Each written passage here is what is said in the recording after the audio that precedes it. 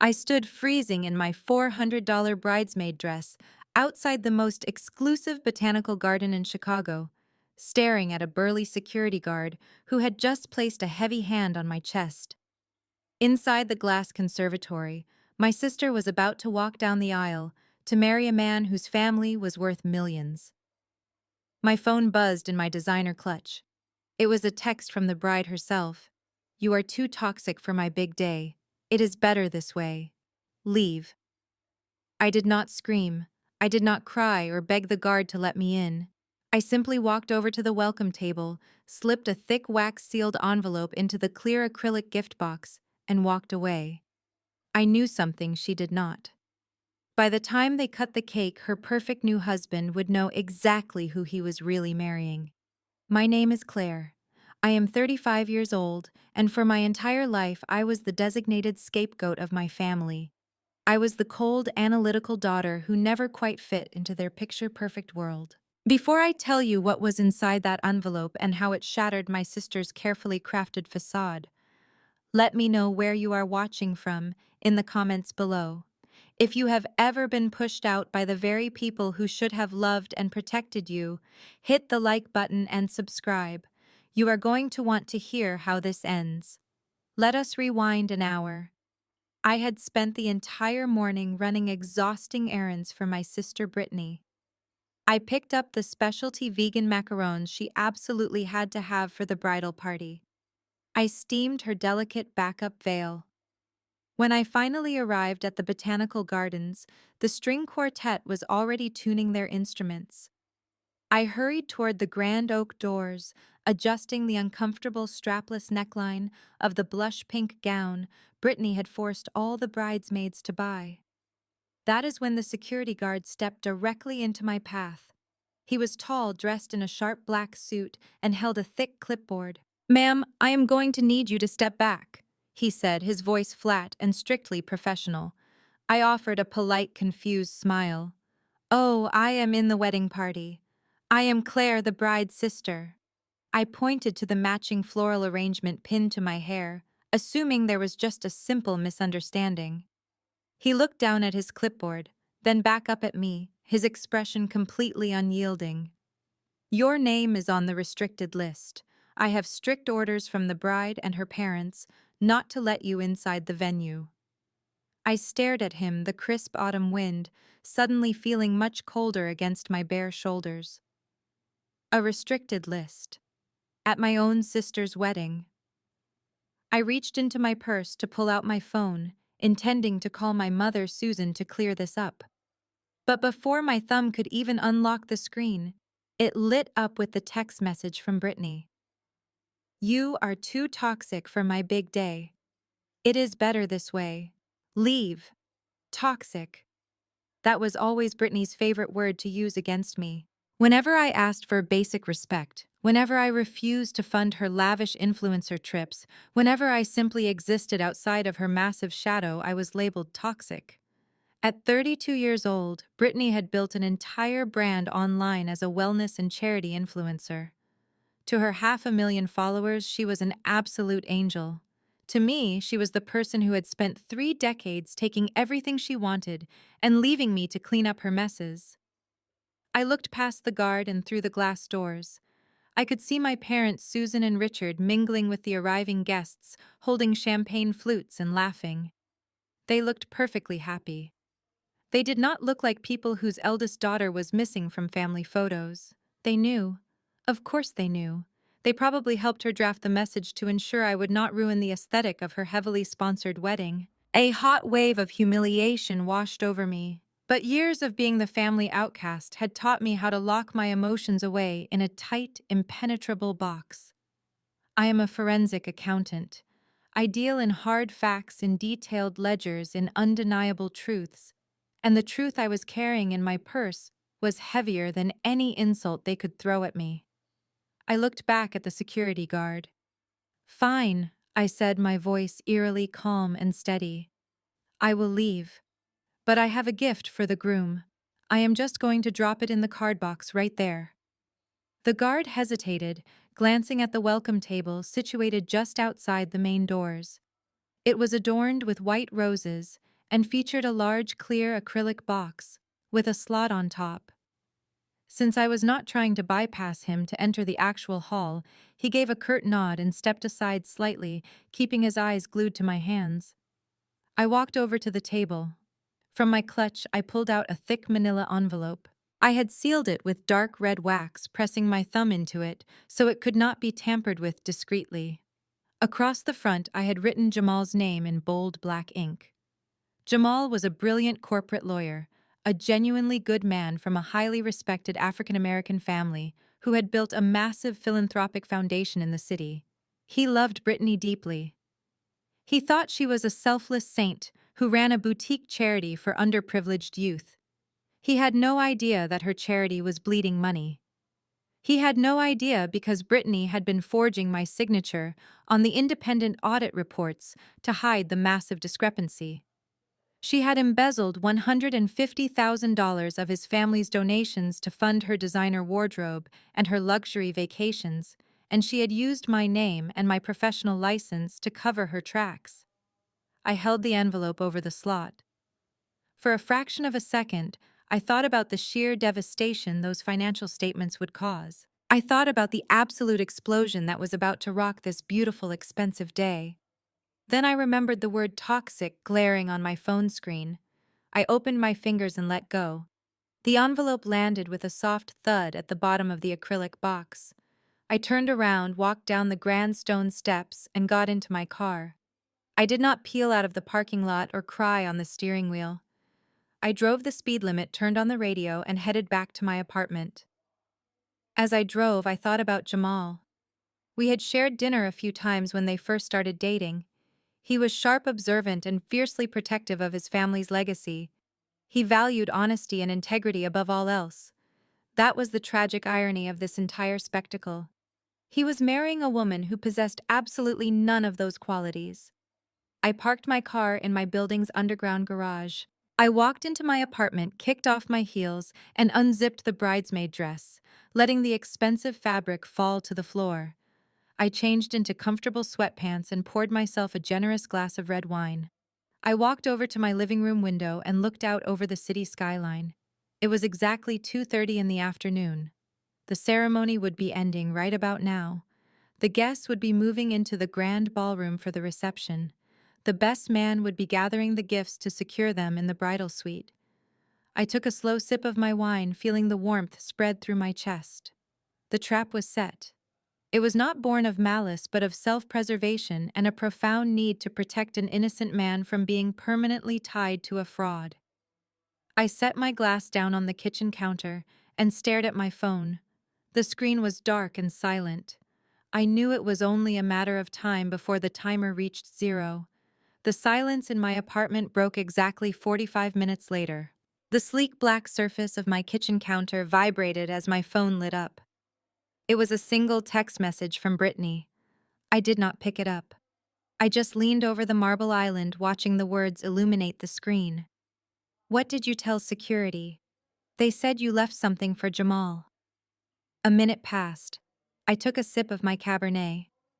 The wine was rich and heavy, a stark contrast to the hollow anxiety I knew was currently taking root in my sister's chest. Another buzz. "Claire, do not play games with me today. It is my wedding. What is in the box?" I smiled. It was a small, tight smile. For 35 years, Brittany had controlled the narrative. If she broke a vase when we were kids, she cried and told our mother I pushed her into it. If she overdrew her bank account in college, she told our father it was because she had to buy me groceries. She was the absolute master of spinning reality. But you cannot spin a bank ledger. You cannot gaslight an audit trail. The phone vibrated again, this time a solid, continuous hum. Incoming call. Brittany. I let it ring. The sound echoed in the quiet of my apartment, a jarring, frantic noise. It stopped. 10 seconds later, it started again. Call number 2. Then call number 3.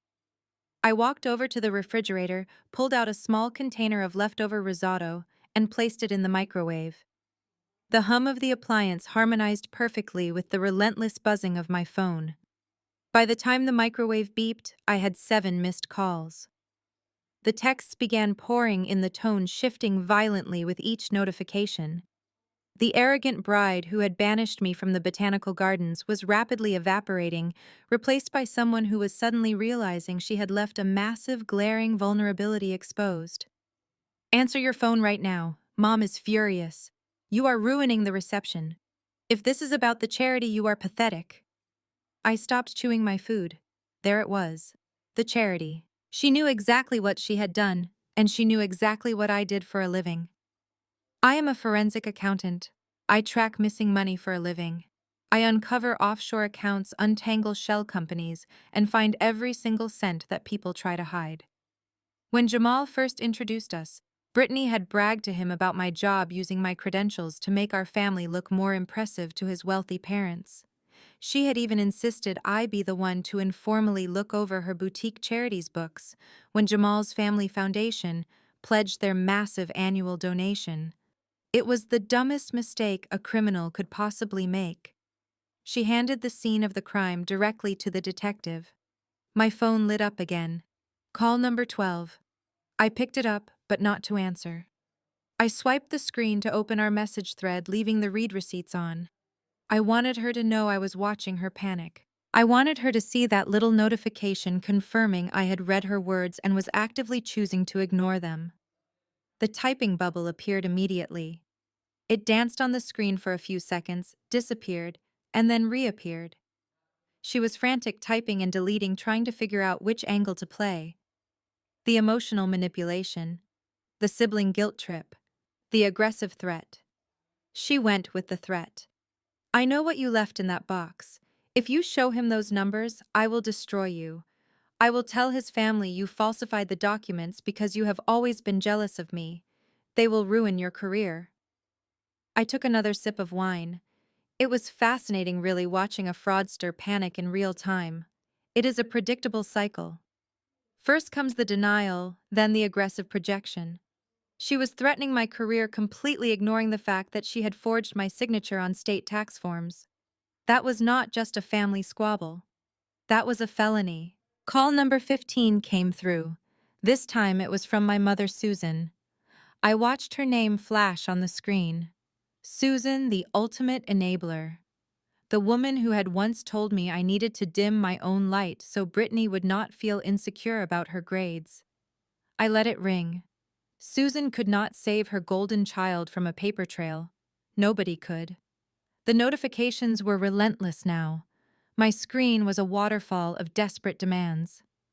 David has the box. He took the gifts to the bridal suite.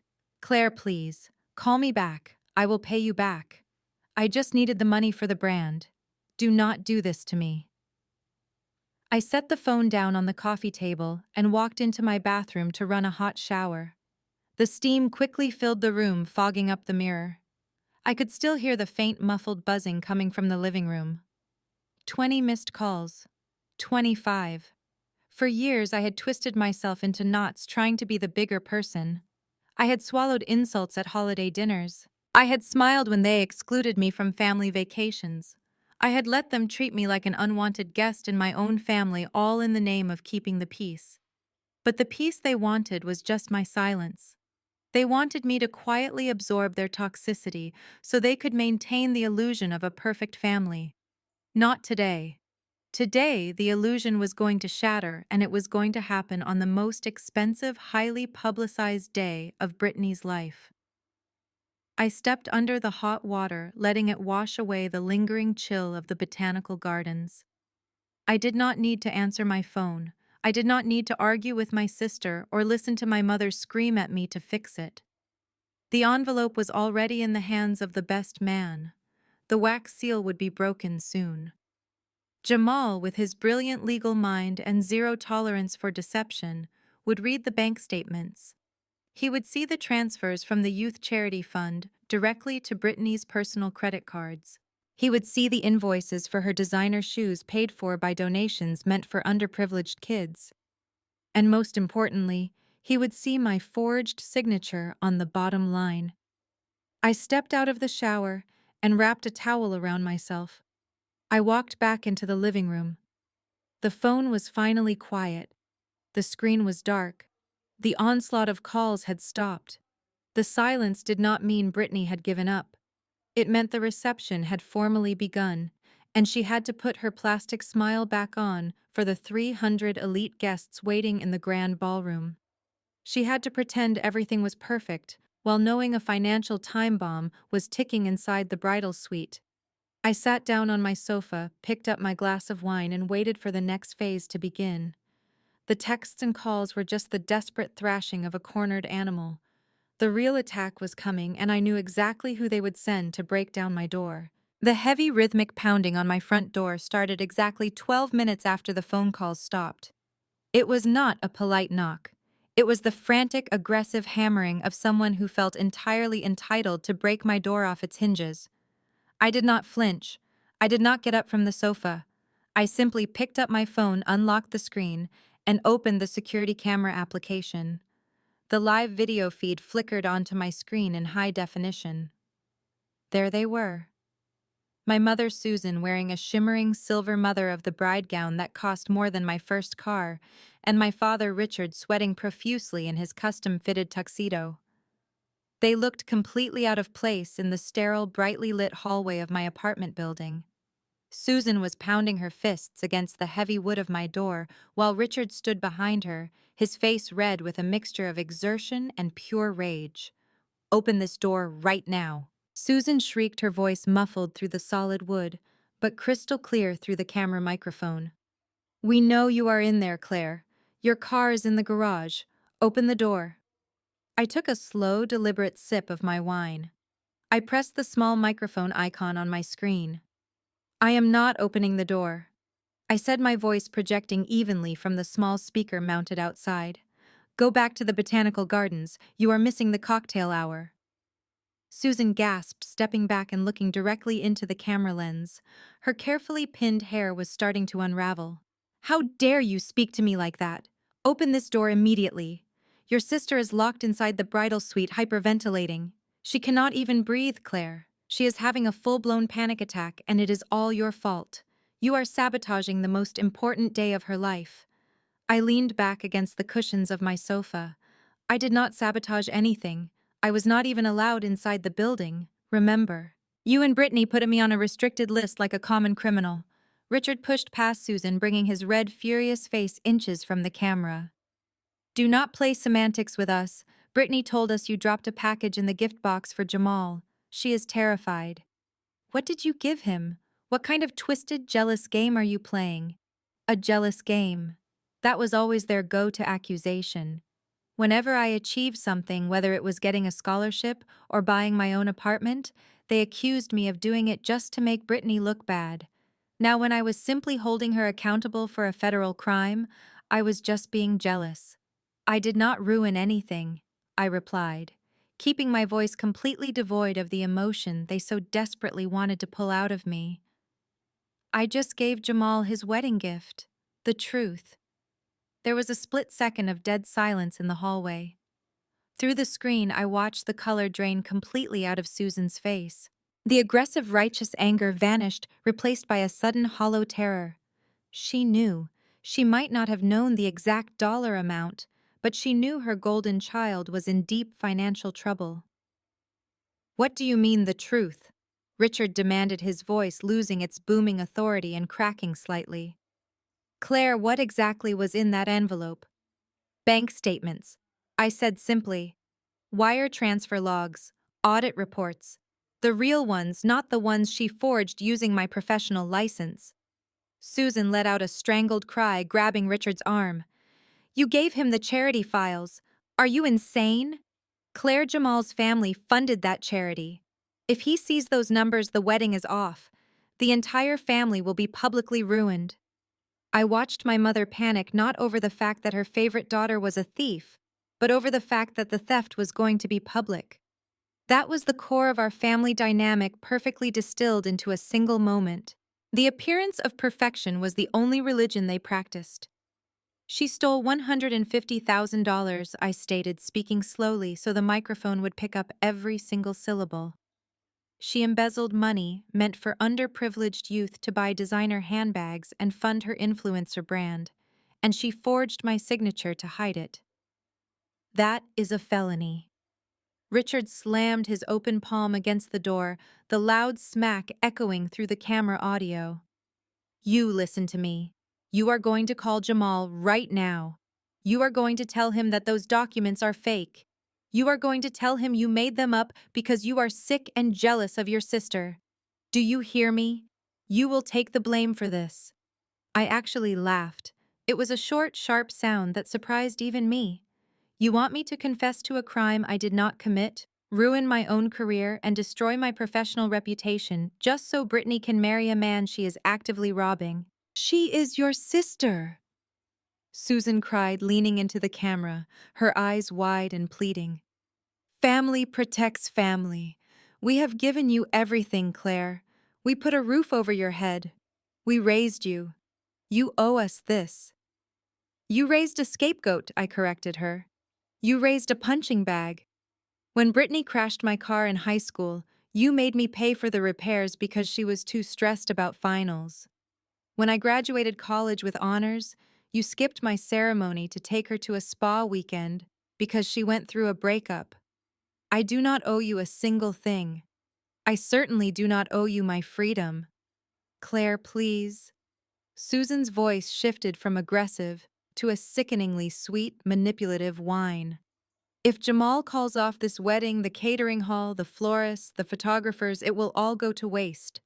We spent over $80,000 on this day. Jamal's family spent double that.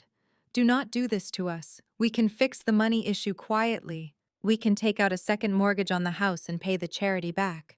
Just tell him it was a massive accounting error on your part. You have a good job. You can bounce back from a little professional embarrassment. A little professional embarrassment. Losing my certified public accountant license and potentially facing prison time was just a little embarrassment to them, as long as Brittany got to wear her white dress and smile for the cameras. It is too late, I said, my voice hardening into ice. The envelope was in the box. The best man took the box to the bridal suite. Jamal is a corporate lawyer who reads financial disclosures for fun. He already knows. There is no second mortgage that can fix a forged signature on a state tax document. Richard's face contorted with absolute fury. If you do not open this door and fix this right now, you are dead to us. Do you understand? You will no longer be a part of this family. I looked at the screen, watching the two people who were supposed to love and protect me threaten to throw me away over someone else's crime. But the threat held absolutely no weight anymore. They had already thrown me away years ago. Today was just the day I finally stopped trying to crawl back into the trash can. I pressed my finger against the microphone button for the last time. Have a safe drive back to the venue. I am sure the guests are wondering where the parents of the bride went. I lifted my finger, cutting off the audio connection. I watched them in silence for another minute. Richard kicked the bottom of my door, shouting something I could no longer hear. Susan buried her face in her hands, her silver dress catching the harsh fluorescent lights of the hallway. Eventually, Richard grabbed her by the arm and pulled her toward the elevators. They disappeared from the camera frame, leaving nothing but an empty hallway. I closed the application and set the phone face down on the table. The silence in my apartment was absolute, but it was no longer a heavy, anxious silence. It felt light. It felt clean. The battle lines were officially drawn, and for the first time in my life, I was standing on the winning side. But I knew the war was far from over. If my parents were willing to abandon a reception of 300 people to come threaten me in person, Brittany was going to do something drastically worse once the reality of her ruined wedding truly set in. I picked up my wine glass, finished the last sip, and waited for the real fallout to begin. 10 minutes after my parents retreated from my front door, my phone illuminated the dark living room once again. This time it was a group audio call. The screen displayed 3 connected lines: Susan, Richard, and Brittany. I let it ring 3 times, allowing their collective anxiety to peak before I finally swiped the green accept button and put it on speakerphone. I did not say a word. I just sat on my sofa listening to the chaotic symphony of panic broadcasting from the bridal suite. Claire, what did you do? Susan's voice was the first to break through the static. She sounded breathless, as if she had sprinted the entire way back from my apartment building to the venue. Brittany is hyperventilating. Her makeup artist had to leave because she is hysterical. Jamal is out in the hallway talking to his groomsmen, and he refuses to come inside. You need to call him right now and tell him you made a mistake. I took a slow, deep breath, enjoying the absolute power of my silence. I did exactly what I was asked to do. I finally said, my voice low and perfectly steady. I left the premises so I would not ruin the aesthetic of the wedding photos. The gift I left was just a courtesy. A sharp, ragged sob echoed through the speaker. It was Brittany. You printed out fake bank statements, did not you? Her voice was trembling with rage and terror. You are so sick, Claire. You are so obsessed with ruining my life. You went onto your little computer and typed up a bunch of fake numbers to make Jamal doubt me. He is going to know they are fake. His family has the best lawyers in the city. They are going to sue you for defamation. I leaned forward, resting my elbows on my knees. I did not have to fake a single number, Brittany. The numbers were already there. You just thought you were smart enough to hide them behind a few shell accounts. Richard's booming voice cut into the call, thick with condescension. This is exactly what we are talking about, Claire. This is why you were uninvited. You are sitting alone in your apartment playing these twisted, vindictive games because you are still holding on to a pathetic grudge. I raised an eyebrow even though they could not see me. A grudge, Richard. Tell me, what exactly am I holding a grudge about? Oh, do not play dumb with us, Susan snapped, jumping to her husband's defense seamlessly. We all know what this is about. You are doing this because you are still bitter that we did not pay for your state college tuition. It has been 17 years, Claire. You need to get over it and grow up. Your sister is launching a high society marriage today, and you are still crying over a college fund. I closed my eyes for a second, letting the sheer audacity of her words wash over me. You did not just refuse to pay for my tuition, I corrected her, making sure my enunciation was razor sharp. You completely emptied the college savings account that I had been depositing my own waitressing money into since I was 15 years old. You drained my entire life savings to fund Brittany's month-long spiritual retreat to Bali. She was launching a lifestyle brand, Richard yelled into the phone, his voice echoing violently in the tiled bridal suite. We made a strategic financial investment in her future. She needed that trip to build her following. You were just going to take general education classes at a mediocre state school. We made the right choice for the family, and look at her now. She runs a successful charity. She is marrying a brilliant corporate lawyer. She is a success. And you are just a miserable, jealous bookkeeper trying to tear her down because you cannot stand to see her shine. A miserable, jealous bookkeeper. I let the insult hang in the air for a long, heavy moment. It was almost comical how little my family actually knew about my life. They had spent so many years ignoring me, dismissing my achievements, and reducing my existence to a background character in Brittany's glamorous production, that they never even bothered to learn what I actually did for a living. A bookkeeper, I repeated softly. Is that what you told Jamal I do for a living, Brittany? Is that what you told the board of directors at your little boutique charity? I heard Brittany sniffle loudly. You work with numbers and spreadsheets. Who cares what your title is? You are a glorified calculator. Nobody is going to believe a low-level accountant over the founder of a charity. I have a board of directors. I have donors. You have nothing. I smiled.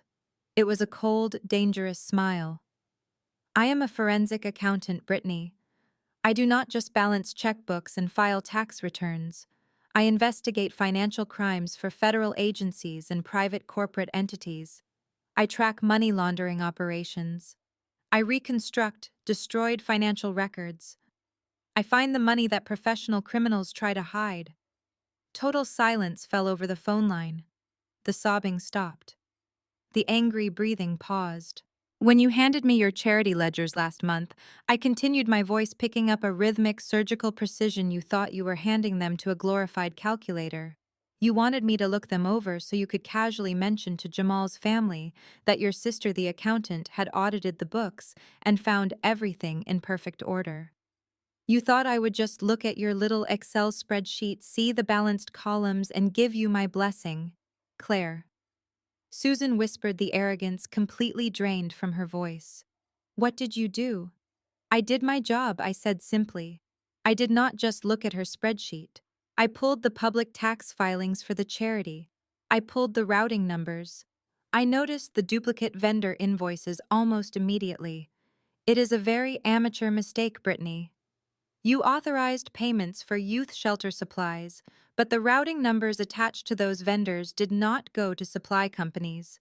They went to a limited liability company registered in Delaware under your middle name.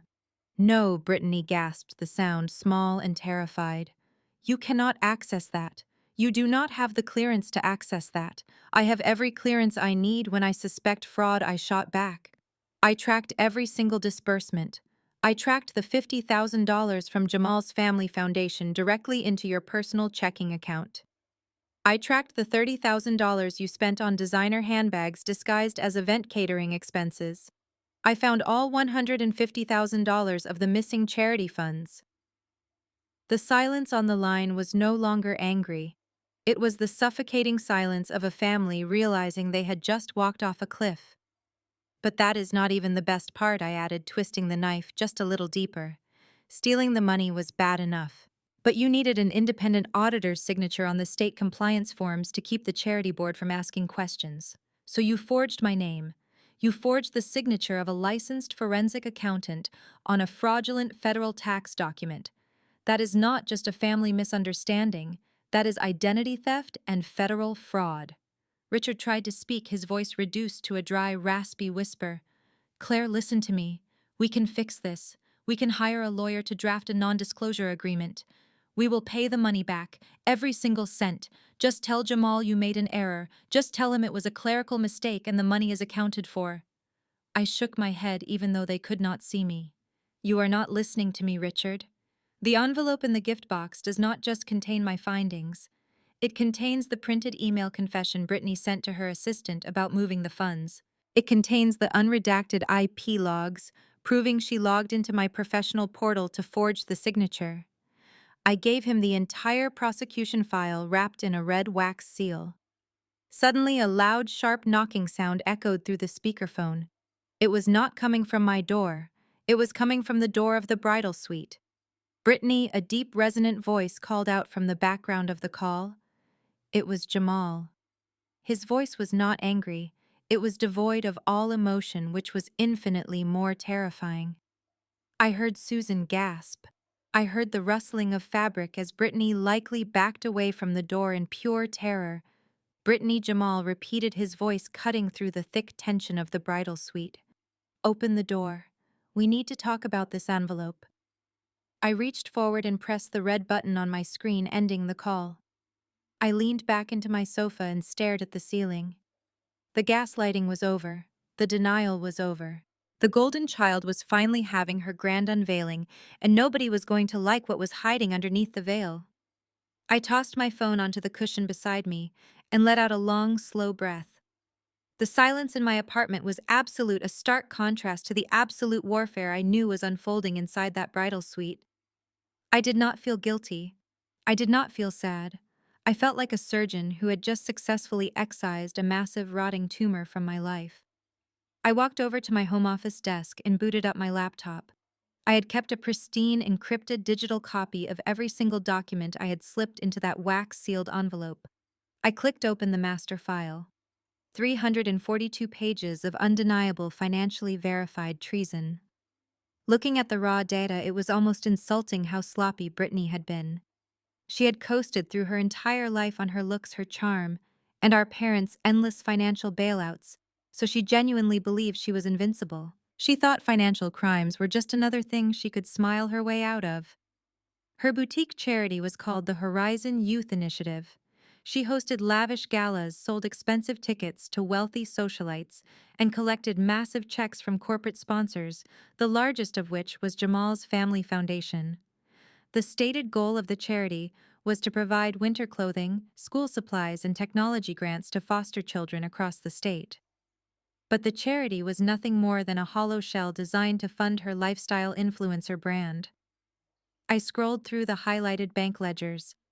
I wanted to burn the exact numbers into my brain for the inevitable legal battle that was coming. Brittany had set up a limited liability company in Delaware using her middle name. She named it Apex Educational Supplies. Whenever the charity received a massive donation, Brittany would draft a fake invoice from Apex for thousands of backpacks or laptops that did not exist. She would then authorize the payment from the charity account directly into her hidden LLC account. From there, the money flowed like water to fund her fake glamorous life. I tracked $50,000 that went toward paying off her personal credit cards, which were maxed out with purchases from Cartier, Gucci, and luxury spas. I found a $30,000 expense categorized as a team-building retreat for charity board members. There were no board members on that trip. It was just Brittany and 5 other influencers drinking overpriced champagne on a rented yacht in Miami. The remaining $70,000 was siphoned out in smaller, untraceable cash withdrawals over the course of 8 months to pay for her daily aesthetic upkeep, her public relations team, and buying fake followers for her social media accounts. She had stolen money meant for children who had nothing just so she could pretend she had everything. But the theft was not even the most egregious part of the file. The theft was just greed. What she did to me was pure calculated malice. In Illinois, any charitable organization taking in over a certain threshold of donations requires an independent audit to maintain its tax-exempt status. Brittany knew she could not hire a real accounting firm because a first-year intern would have caught her shell company in 5 minutes. So, she did what she always did. She used me. She downloaded a standard audit approval form from the Attorney General website. She checked all the boxes indicating the financial records were pristine and accurate. And then at the bottom of the form, she signed my name, Claire Elizabeth. She attached my certified public accountant license number, which she had dug up from an old family email, legally tying me to her federal fraud. She made 2 fatal errors in her arrogance. First, she used a digital document signing software without masking her IP address. My investigative software traced the digital stamp straight back to the wireless router sitting in her luxury downtown apartment. Second, she left the metadata intact on the PDF file, proving exactly what time and date the forgery was created. She was perfectly willing to let me lose my license, my career, and potentially go to federal prison, all so she could keep wearing designer clothes and secure her marriage to a wealthy man. My phone lit up on the desk, vibrating aggressively against the wood. I glanced at the screen. This time, the caller ID did not show my mother or my father. It was an unrecognized number with a local area code. I knew exactly who it was. My parents were too busy doing damage control, and Brittany was currently trapped in a room with a man whose life she had just tried to ruin. I answered the call and brought the phone to my ear without saying a word. Claire. The voice was deep, incredibly calm, and completely devoid of warmth. It was Jamal. Yes, Jamal. I am standing in the hallway behind the grand ballroom, he said. The background noise on his end was dead quiet. He had clearly walked away from the chaos of the bridal suite to make this call in private. David secured the card box before the cocktail hour started. We broke the wax seal. I have your file in my hands right now. I waited. I knew better than to interrupt a corporate lawyer who was in the middle of reviewing hard evidence. Are these bankroading numbers accurate? He asked, his voice entirely professional, as if we were opposing counsel, discussing a corporate merger instead of his own wedding. I pulled the raw data directly from the regional clearinghouse using my firm's investigative software, I replied, matching his clinical tone. Every transfer you see highlighted in yellow moved from the charity's main operating account into a private checking account registered under her middle name. Jamal went silent for a few seconds. I could hear the faint sound of thick paper shuffling. He was looking at the state compliance documents. "She signed your name," he said, his voice dropping an octave, a dangerous cold edge bleeding into his calm demeanor. "She used your professional credentials to submit fraudulent documents to the State Attorney General office." "She did," I confirmed. "The IP logs, proving the signature originated from her home network, are on page 42. There was another long pause. When Jamal finally spoke again, the polished lawyer persona cracked just a fraction, revealing the utterly devastated man underneath. "Claire," he asked, his voice suddenly heavy with a bone-deep exhaustion, "is this real? All of it. Tell me right now. Is the woman I was about to marry a complete fiction? It is real, Jamal. Every single page. I am sorry." A heavy sigh echoed through the speaker. He did not yell. He did not accuse me of ruining his special day or demand that I cover it up to save face like my parents did. He simply absorbed the crushing reality of the truth. He was a man of immense integrity, and he had just realized he was standing at the altar with a parasite. "Why did you wait until today?" he asked quietly. "Because I only found out 48 hours ago," I explained. "She gave me the ledgers on Thursday night under the guise of a friendly favor. She wanted me to give them a quick glance so she could brag to your parents that her sister audited the books. I spent the last 2 days pulling the actual metadata to be absolutely sure before I made an accusation. And when I tried to come to the venue today, when I showed up to stand next to her, she banned me from the premises. She texted me that I was too toxic for her perfect day." Jamal let out a dry, humorless laugh. "Toxic. Right. What are you going to do?" I asked. He did not hesitate. "I am going to walk out to that reception hall," he said, his voice turning back to solid ice. "And I am going to make an announcement. Do not answer any more calls from your family, Claire. They are about to have a very bad afternoon." The line went dead, leaving me in the quiet sanctuary of my living room. Jamal had told me not to answer any more calls from my family, and I fully intended to take his advice. I closed my laptop, walked into the kitchen, and poured myself a glass of ice water. The adrenaline that had been keeping my hands perfectly steady was finally beginning to metabolize, leaving behind a profound sense of exhaustion. But my reprieve lasted exactly 3 minutes. My phone vibrated on the marble counter. The caller ID displayed an unknown local number. I assumed it was Jamal calling back from a different phone, or perhaps David, the best man, needing more context about the documents. I swiped the screen and answered. Claire listened to me very carefully. It was my father. The deep, commanding voice of Richard echoed through the speaker, though it was hushed as if he were hiding in a closet. He had clearly commandeered a phone from the venue staff to bypass my block. I did not hang up immediately. Part of me, the forensic accountant who gathered data for a living, wanted to hear exactly how far they were willing to go to protect a criminal. "Jamal just walked right past us in the main corridor," Richard whispered aggressively. He did not even look at Brittany. He looked like he was about to execute someone. He walked straight into the private dining room where his parents were waiting and locked the doors. "You have exactly 10 minutes to fix this before he destroys our entire family." I leaned against the kitchen counter, tracing the condensation on my glass. "I cannot fix a federal crime, Richard. I told you that. The documents are in his hands. You can and you will." My father barked, his voice rising in panic. "I already talked to your mother and we have a plan.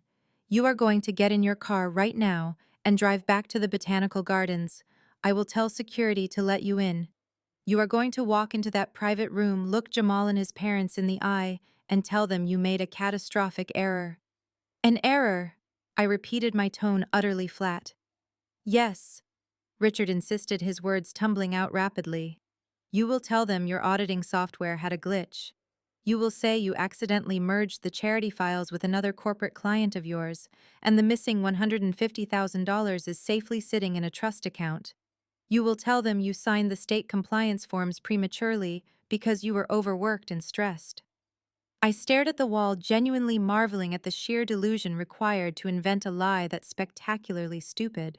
You want me to walk into a room with a seasoned corporate attorney, I said slowly, and claim that my professional grade software accidentally invented a limited liability company in Delaware using my sister's middle name. You want me to tell them that a computer glitch forged my digital signature and routed money to pay off her personal credit cards at Gucci and Cartier. It is financial jargon, Richard yelled, dropping the hushed whisper entirely. They are not accountants. If you say it with enough authority, they will believe it. You just need to create reasonable doubt so the wedding can proceed. Jamal is a lawyer, I reminded him. His father runs a multi-million-dollar foundation. They know exactly how to read a bank ledger. And even if they were complete fools, which they are, not what you are asking me to do is commit perjury and admit to gross professional negligence. I would lose my certified public accountant license.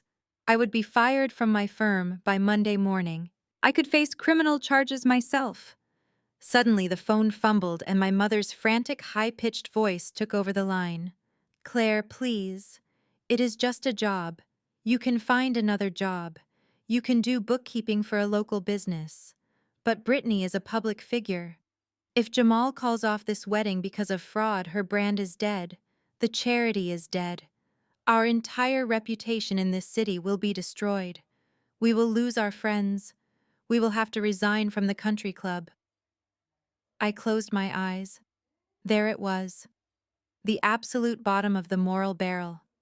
My mother was completely willing to sacrifice my career, my legal standing, and my freedom so she would not have to face the embarrassment of resigning from her tennis club.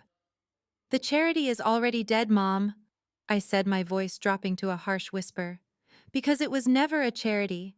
It was a piggy bank for your golden child. We will pay you. Susan blurted out, her voice cracking with desperation. We will compensate you for the lost wages. Your father and I will pay your rent for 2 years.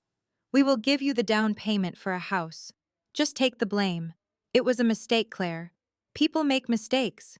She just got in over her head with her lifestyle expenses and panicked. Forging a signature is not a mistake, I replied, gripping the edge of the counter. It is a premeditated crime. She logged onto a secure portal, bypassed the security measures, and attached my name to a fraudulent federal tax document. She was perfectly willing to let me go to prison if the state ever audited her. And now you are perfectly willing to let her go to prison, Richard shouted, having snatched the phone back from my mother. If Jamal's family takes those documents to the police, she goes to jail. You want your own sister in a concrete cell. What kind of monster are you? I opened my eyes, staring blankly at the spotless kitchen. The sheer weight of their gaslighting pressed down on my chest, a familiar suffocating pressure I had endured since childhood. Whenever Brittany broke the rules, I was the monster for noticing. Whenever Brittany took something that belonged to me, I was the monster for asking for it back. I am the kind of monster who refuses to be collateral damage anymore. I said, my voice devoid of any warmth or familial affection. You spent 35 years treating me like a disposable asset. You used my college fund for her vacations.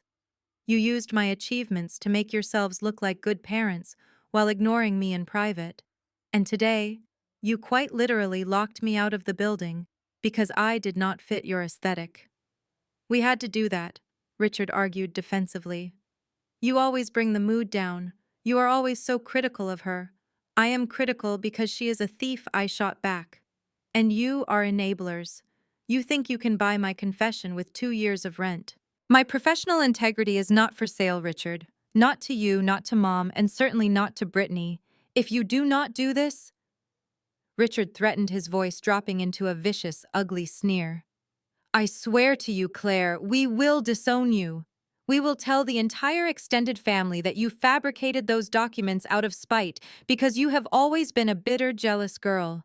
We will make sure you never show your face at a family gathering again. You will be dead to us. I took a deep breath, feeling the last remaining thread connecting me to these people cleanly snap.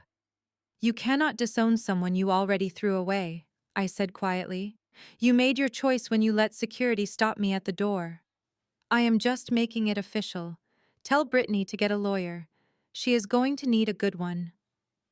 I pulled the phone away from my ear, cut the call, and immediately blocked the new number. I turned off my phone completely, tossing it onto the sofa. The gaslighting was over. The threats were over. I had finally drawn a line in the sand that they could not cross, manipulate, or buy their way out of. Now all that was left was the explosion. And for the first time in my life, I was watching it happen from a safe distance, totally immune to the blast radius. I had barely set my personal phone down on the kitchen island when a different ringing pierced the quiet of my apartment. It was coming from my home office. My secure work cell phone, a device I only used for corporate clients and active investigations, was vibrating violently across my desk. I walked into the office and stared at the screen. It displayed an unknown number. I picked it up. This is Claire. Claire. It is Jamal. His voice was entirely different now. If the brief conversation we had earlier was the sound of a man in shock, this was the sound of a man who had fully transitioned into a corporate litigator preparing for a hostile takeover. The emotional devastation had been locked away, replaced by a chilling clinical precision. You are on speakerphone, Jamal continued, his tone clipped and formal. David is here with me. We are locked in the manager's office at the back of the venue. We have the entire file laid out on the conference table. Hello, Claire, David said. His voice was equally serious. As an investment banker, David understood financial documents just as intimately as Jamal and I did. He was the perfect second set of eyes, an objective party who would not be blinded by emotion. I need you to walk us through this one more time, Jamal demanded. No familial context, no emotion. I need the raw data. I need you to explain exactly how you obtained these records, because if I am about to walk out there and cancel a wedding with 300 guests, I need to know this evidence is bulletproof. It is bulletproof, I assured him, sitting down in my office chair and pulling up the encrypted master file on my monitor. Turn to page 12. That is the initial ledger she provided to me on Thursday. I heard the crisp sound of heavy paper turning. I am looking at it, David said. Notice the vendor disbursements labeled under Apex Educational Supplies, I instructed. She listed them as the primary provider for the youth winter clothing drive. Now turn to page 28. That is the corporate registration document I pulled from the Delaware State Business Portal. There was a brief silence as they reviewed the page. The registered agent is listed under a blind trust. Jamal noted, his voice razor sharp. How did you connect this to Brittany? Look at the secondary contact email registered for the tax notifications, I said. It is an old, obscure email address she used in college, but the recovery phone number attached to that account is her current personal cell phone. I verified it through a reverse carrier search. From there, I subpoenaed the routing numbers attached to the Apex checking account using my firm's investigative authority. I heard David exhale a sharp breath. Jamal. Look at the transaction dates on page 30. I see them, Jamal replied softly. She transferred $20,000 on October 4th. David said, his voice laced with absolute disbelief. Jamal. That was the exact same day she paid the deposit for the florist and the string quartet. She did not just fund her brand. She used your family's charity money to pay for the wedding. The silence that followed was suffocating. I could practically feel the temperature in that manager's office plummeting. Jamal's family had offered to pay for the entire wedding, but Brittany had insisted on covering the floral arrangements and the entertainment herself, claiming she wanted to contribute. She had spun it as an act of independence. In reality, she was just laundering stolen money through the wedding vendors. Turn to page 42. I continued pushing forward before the shock could paralyze them. That is the state compliance form. That is where she crossed the line from embezzlement to identity theft.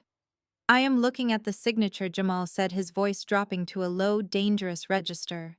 It looks exactly like your digital stamp. It is my digital stamp, I corrected him. But I did not place it there. Look at the IP address logged at the bottom margin of the page.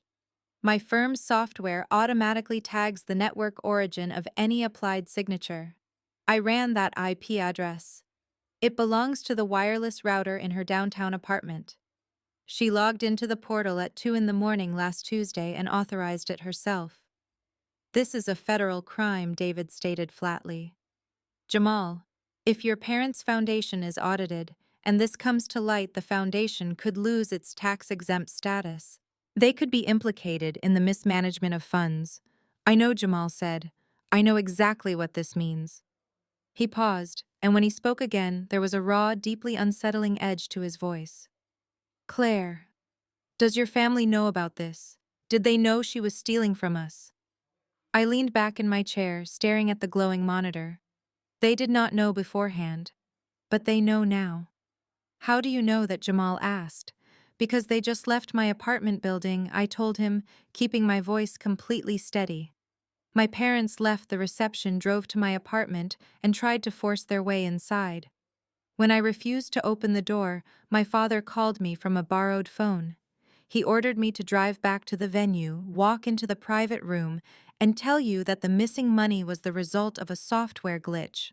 They told you to cover it up, Jamal asked, the sheer disgust radiating through the speaker. They offered to pay my rent for 2 years if I took the blame and admitted to gross professional negligence, I said. They told me that if I did not lie to you, they would disown me and tell the extended family I fabricated the documents out of jealousy. They are currently back at the botanical gardens, fully prepared to look you in the eye and lie to your face so the wedding can proceed. There was a long, terrible silence. I could picture Jamal standing in that small office surrounded by the undeniable proof that the woman he loved and the family he was about to join were nothing but a syndicate of liars and frauds. He had not just dodged a bullet. He had dodged a firing squad. David, Jamal said quietly. Go find my parents. Bring them to this office and lock the door behind them. Do not let anyone from her family near them. On it, David replied. I heard the sound of a heavy door opening and closing. Jamal and I were alone on the line. The corporate litigator persona seemed to waver for just a second, leaving behind a man who was standing at the absolute wreckage of his future. Claire, Jamal said, his voice dead and cold, stripped of all hope and illusion. He asked the one final question he needed to hear to completely sever the emotional tie. I need you to say it one more time, for absolute certainty. Is this real? I looked at the hundreds of pages of betrayal, theft, and gaslighting that had defined my family for decades.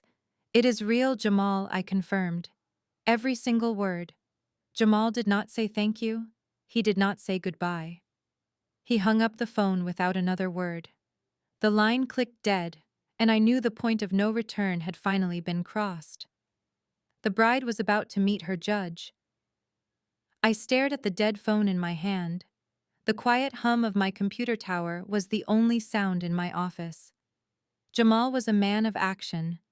He did not issue empty threats or engage in pointless screaming matches. I knew that whatever was happening at the Botanical Gardens right now was going to be swift, brutal, and entirely public. 20 minutes passed. The sun outside my window began to dip lower, casting long shadows across my desk. Then my personal cell phone lit up on the kitchen counter. I walked out of the office and looked at the screen. It was Susan. She was calling from her own number again. The blockade Jamal had ordered must have fallen apart the moment he stepped out of the private room. I did not answer. I let it ring. It rang until it went to voicemail. A minute later, the screen displayed a new audio message notification. I tapped the play button, turned the volume all the way up, and set the phone down on the marble island. The audio began with a sound I had never heard in my entire life. It was not just crying. It was a guttural, hyperventilating wail. It was the sound of a woman whose entire meticulously crafted social universe had just been vaporized in an instant. Claire, you ruined us! Susan screamed into the receiver. Her voice was raw, cracking over the background noise of absolute chaos. There were people shouting behind her. Glass was breaking. I could hear Richard yelling at a catering manager. You ruined your sister. You ruined our family. Susan continued sobbing so hard she could barely form the words. We were sitting at the head table. 300 people, Claire. The mayor was there. The hospital board directors were there. We were waiting for the grand entrance. The band was cueing up the music. We thought Jamal was just calming Brittany down in the suite. Susan took a ragged breath, and the panic in her voice sharpened into pure, unadulterated horror. But he did not come out with her. The ballroom doors opened and Jamal walked out with his groomsmen. No music, no smiling. He looked like he was walking into a courtroom. He marched straight up to the stage, took the microphone from the band leader, and asked for everyone to be quiet. I leaned against the counter, closing my eyes to visualize the scene perfectly. I thought he was making a toast, Susan wailed. I thought he was going to apologize for the delay. But he stood up there in front of our friends, in front of the entire country club, and he looked right at our table. He did not even blink, Claire. He told them to put their glasses down. He thanked his parents for their love and support. And then he said it, right into the microphone. Susan choked on her tears, the memory clearly traumatizing her all over again. He said that effective immediately the wedding was canceled. He said he would not be legally formalizing the marriage due to irreconcilable financial fraud committed by the bride. He used those exact words, Claire. Financial fraud. Into a microphone. In front of 300 of the most important people in Chicago. I took a slow breath. Jamal had delivered the execution perfectly. No private drama, no backroom negotiations. He had taken away the one thing Brittany valued above all else, her public image. The entire room gasped. Susan sobbed, her voice dropping into a frantic, trembling whisper. People started murmuring. Richard stood up to stop him, but Jamal's groomsmen stepped right in front of the table. They physically blocked your father. Jamal set the microphone down on the stage, turned his back on us, and walked straight out the front doors. His entire family followed him. They just got up and left. They left us sitting there with $150,000 worth of catering and a room full of people staring at us like we were criminals. You are criminals, I said to the empty kitchen, though I knew she could not hear me. Brittany ran out of the bridal suite screaming. Susan continued, her voice reaching a fever pitch of hysteria. She ran into the ballroom in her wedding dress, begging him to come back, but he was already gone. His security detail would not even let her near his car in the valet line. Now everyone is leaving. The guests are whispering and walking out. The venue manager is asking your father for the final payment because Jamal's family just canceled the master check. The sound of Richard swearing loudly echoed in the background of the voicemail. This is your fault! Susan shrieked, redirecting her profound humiliation into a familiar, vicious rage aimed directly at me. You could have stopped this. You could have fixed the paperwork. You are a disgusting, vindictive sociopath.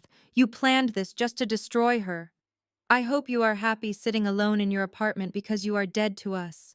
Do not ever contact us again. I will make sure everyone knows you are a liar. The voicemail ended with a sharp click, followed by the automated voice confirming the message was saved. I stood in my kitchen, processing the absolute magnitude of what had just occurred. The threat of being disowned had been thrown at me so many times today that it had completely lost its sting. My mother was completely unhinged.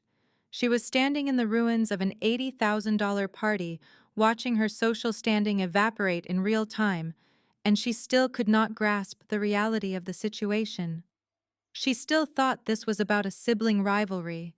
She still thought she could spin this by calling me a liar. She did not understand that Jamal was not just a runaway groom. He was a corporate attorney whose family foundation had just been defrauded of 6 figures. This was not a bad breakup. It was the preliminary stage of a federal indictment. I walked over to the refrigerator and poured myself another glass of ice water. The fallout was going to be massive. Brittany was not the type to retreat and self-reflect. She had 500,000 followers on social media who worshipped the ground she walked on. She had built an entire empire on playing the victim and projecting an image of pure, untouchable goodness. When a narcissist is exposed in public, they do not apologize. They go on the offensive. I knew the voicemail was just the opening salvo. Susan and Richard were currently trapped at the venue dealing with the immediate physical humiliation of the cancelled reception. But once Brittany got back to her luxury apartment, once she was surrounded by her ring lights and her cameras, she was going to unleash a digital war. She was going to try to rewrite history before Jamal's family could draft their legal statements. I needed to prepare myself for the smear campaign that I knew was inevitably coming. I walked back into my home office, sat down at my computer, and began backing up my encrypted files to a secondary offline hard drive. I was not going to let them destroy my career to save her brand. The progress bar on my computer screen reached 100%. I safely ejected the encrypted hard drive and locked it in my fireproof safe. Just as the heavy metal door clicked shut, my secure work phone rang again. It was David. I picked it up immediately. "Are you out of the venue?" I asked. "We are in the motorcade heading back to the estate," David replied. The background noise was quiet, just the low hum of a luxury vehicle on the highway. "Jamal is in the car ahead of me with his parents. I wanted to call you and give you the full debrief before things get even more complicated. You need to know exactly what is happening over there." David painted a picture of absolute, unmitigated disaster. He said that when Jamal walked off the stage after announcing the financial fraud, the silence in the grand ballroom was so heavy, it felt suffocating. 300 of the most influential people in the city were sitting at their tables, their crystal champagne flutes suspended in midair. And then, as if a dam had broken, the whispers started. David watched from the back of the room as the elite socialites of Chicago immediately turned on my family. The mayor's wife began furiously typing on her phone. Members of the hospital board, people who had previously donated thousands to Brittany's fake charity, were standing up and demanding their coats from the coat check. High society is incredibly vicious. They do not tolerate public scandals, and they certainly do not tolerate being scammed. Within 3 minutes, the grand reception had turned into a mass exodus. Then Brittany burst through the heavy mahogany doors of the ballroom. David described the scene with a mixture of pity and absolute disgust. Brittany was no longer the poised, glowing influencer. Her carefully curated aesthetic had been completely destroyed. Her custom $15,000 silk gown was dragging heavily on the floor, picking up dirt and spilled wine. Her intricate updo had unraveled, and dark mascara was streaming down her face. She ran toward the main entrance, screaming Jamal's name at the top of her lungs. She looked completely unhinged. David said, his voice flat. She tried to run out to the valet line, but our security detail formed a physical barricade at the glass doors. She actually threw herself against one of the guards, sobbing hysterically and begging him to let her pass. She was screaming that it was all a misunderstanding, that you had set her up. I leaned back in my chair. Where were my parents while this was happening? They were panicking, David explained. Susan was trying to grab Brittany and pull her off the floor, but Brittany was thrashing around like a toddler throwing a tantrum. Her bridesmaids were just standing there. None of them wanted to get near her. It was the most pathetic thing I have ever seen. But your father, Richard, he tried to do exactly what you said he would do. David told me that Richard had sprinted past the barricade right before Jamal's family got into their cars. Richard had desperately grabbed the shoulder of Jamal's father, Harrison. Harrison is a man who built a massive philanthropic empire from scratch. He is brilliant, ruthless, and highly protective of his family's name. Richard started shouting at Harrison. David recounted. He used the exact script he tried to force on you. He told Harrison it was just a software glitch. He told him that you were an unstable, jealous sister who fabricated the documents to ruin the wedding. He begged Harrison to bring Jamal back inside so they could handle it privately. And what did Harrison do? I asked, feeling a surge of profound respect for Jamal's father. David let out a short, dry laugh. Harrison did not even raise his voice. He just looked at Richard like he was a piece of garbage on the sidewalk. He pulled his cell phone out of his tuxedo pocket, dialed a number, and put it on speakerphone right there in the valet line. He called his general counsel. I smiled. The legal team. Harrison told the lead attorney to draft an immediate preliminary injunction against the Horizon Youth Initiative. David said, quoting the conversation verbatim. He ordered them to freeze all scheduled foundation donations and prepare a formal brief for the state prosecutor regarding a confirmed case of embezzlement. Richard went completely pale. He backed away from Harrison like he had just touched a live wire. Harrison just looked at him and said, "Do not ever approach my family again." Then he got in the car and we drove away. I took a deep breath, letting the sheer magnitude of the victory wash over me. The gaslighting had finally hit a brick wall. My parents had spent their entire lives manipulating teachers, neighbors, and extended family members to protect Brittany. But they could not manipulate a team of corporate lawyers. And they could not manipulate hard, undeniable financial data. "There is one more thing you should know," David added. "Right as our cars were pulling out of the driveway, I saw the venue manager approach your mother. Since Jamal's family officially canceled the master check due to fraudulent circumstances, the financial liability for the event defaulted back to the bride's family. The manager was holding a clipboard, demanding the remaining balance for the $80,000 catering and rental fee. They will have to drain their retirement accounts to pay for that," I noted clinically. They always lived beyond their means to keep up appearances. An $80,000 bill on top of a canceled wedding is going to financially ruin them. "They made their bed," David said, without an ounce of sympathy. "Listen, Jamal is safe. His family is circling the wagons. Our legal team is going to spend the weekend preparing the official police report. But I wanted to warn you. When we drove away, Brittany was screaming your name. She is going to come after you, Claire. She has a massive online platform and she is desperate." "I know," I replied smoothly. "She is going to try to rewrite the narrative on social media before the lawyers can issue a gag order. She is going to play the victim and send her followers after me." "Are you prepared for that?" David asked, genuine concern creeping into his voice. "We can send some of our private security to your apartment building if you feel threatened."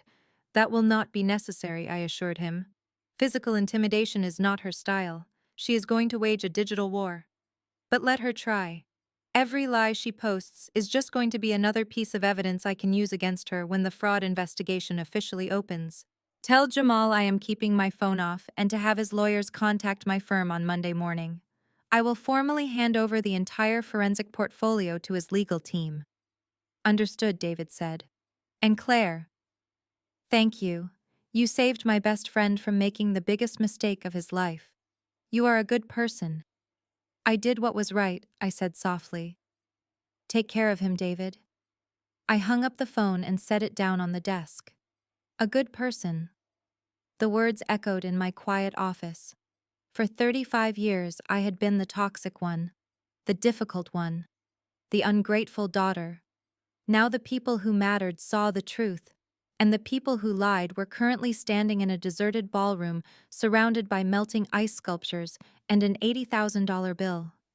The physical chaos at the Botanical Gardens was over, but David was right. The real retaliation was just about to begin. I walked over to my living room window and looked out at the city below. Brittany had lost her groom, her reputation, and her access to Jamal's wealth. The only thing she had left was her army of internet followers, and I knew she was about to weaponize every single one of them against me. The storm broke early Sunday morning. I had slept surprisingly well, the deep, dreamless sleep of someone who had finally cut a massive weight from their shoulders. But when I walked into my kitchen to make coffee, I noticed my secure work phone was lighting up like a strobe light on the counter. I had kept my personal phone powered down, but my corporate line was strictly for emergencies. I unlocked the screen and found my email inbox overflowing. I had over 400 new messages in the span of 3 hours. They were not from clients. They were not from my firm. They were from strangers. I opened the first email. The subject line read, "You are a jealous monster." The body of the email was a vicious, expletive-filled rant about how I was a bitter spinster who deserved to die alone. I opened the second. It was a threat to burn my apartment building to the ground. I opened the third. It was a screenshot of my LinkedIn profile with a red target drawn over my face. I did not panic. I set my coffee mug down, walked into my home office, and opened my laptop. It took me exactly 30 seconds of searching to find the source of the digital mob. Britney was trending on every major social media platform. She had gone nuclear. I clicked on her primary profile. Pinned to the top of her feed was a 20-minute video uploaded at 2 in the morning. The title was simply, "The Truth About My Broken Heart." I hit play and leaned back in my chair to watch the performance of a lifetime. The production value was a masterclass in emotional manipulation. Britney was sitting on the hardwood floor of her luxury apartment. She was wearing an oversized plain gray sweater that swallowed her frame, making her look small and fragile. Her hair was pulled back into a messy bun. She wore no makeup, exposing the dark circles under her eyes from crying all night. She looked directly into the camera lens, let out a shaky, trembling sigh, and let a single perfect tear roll down her cheek. If I did not know she was a federal fraudster, I might have felt sorry for her. "Hi, guys." Brittany started, her voice cracking perfectly on the second syllable. "I know you were all expecting to see wedding photos today. I know you were waiting to see my dress. But there is no wedding.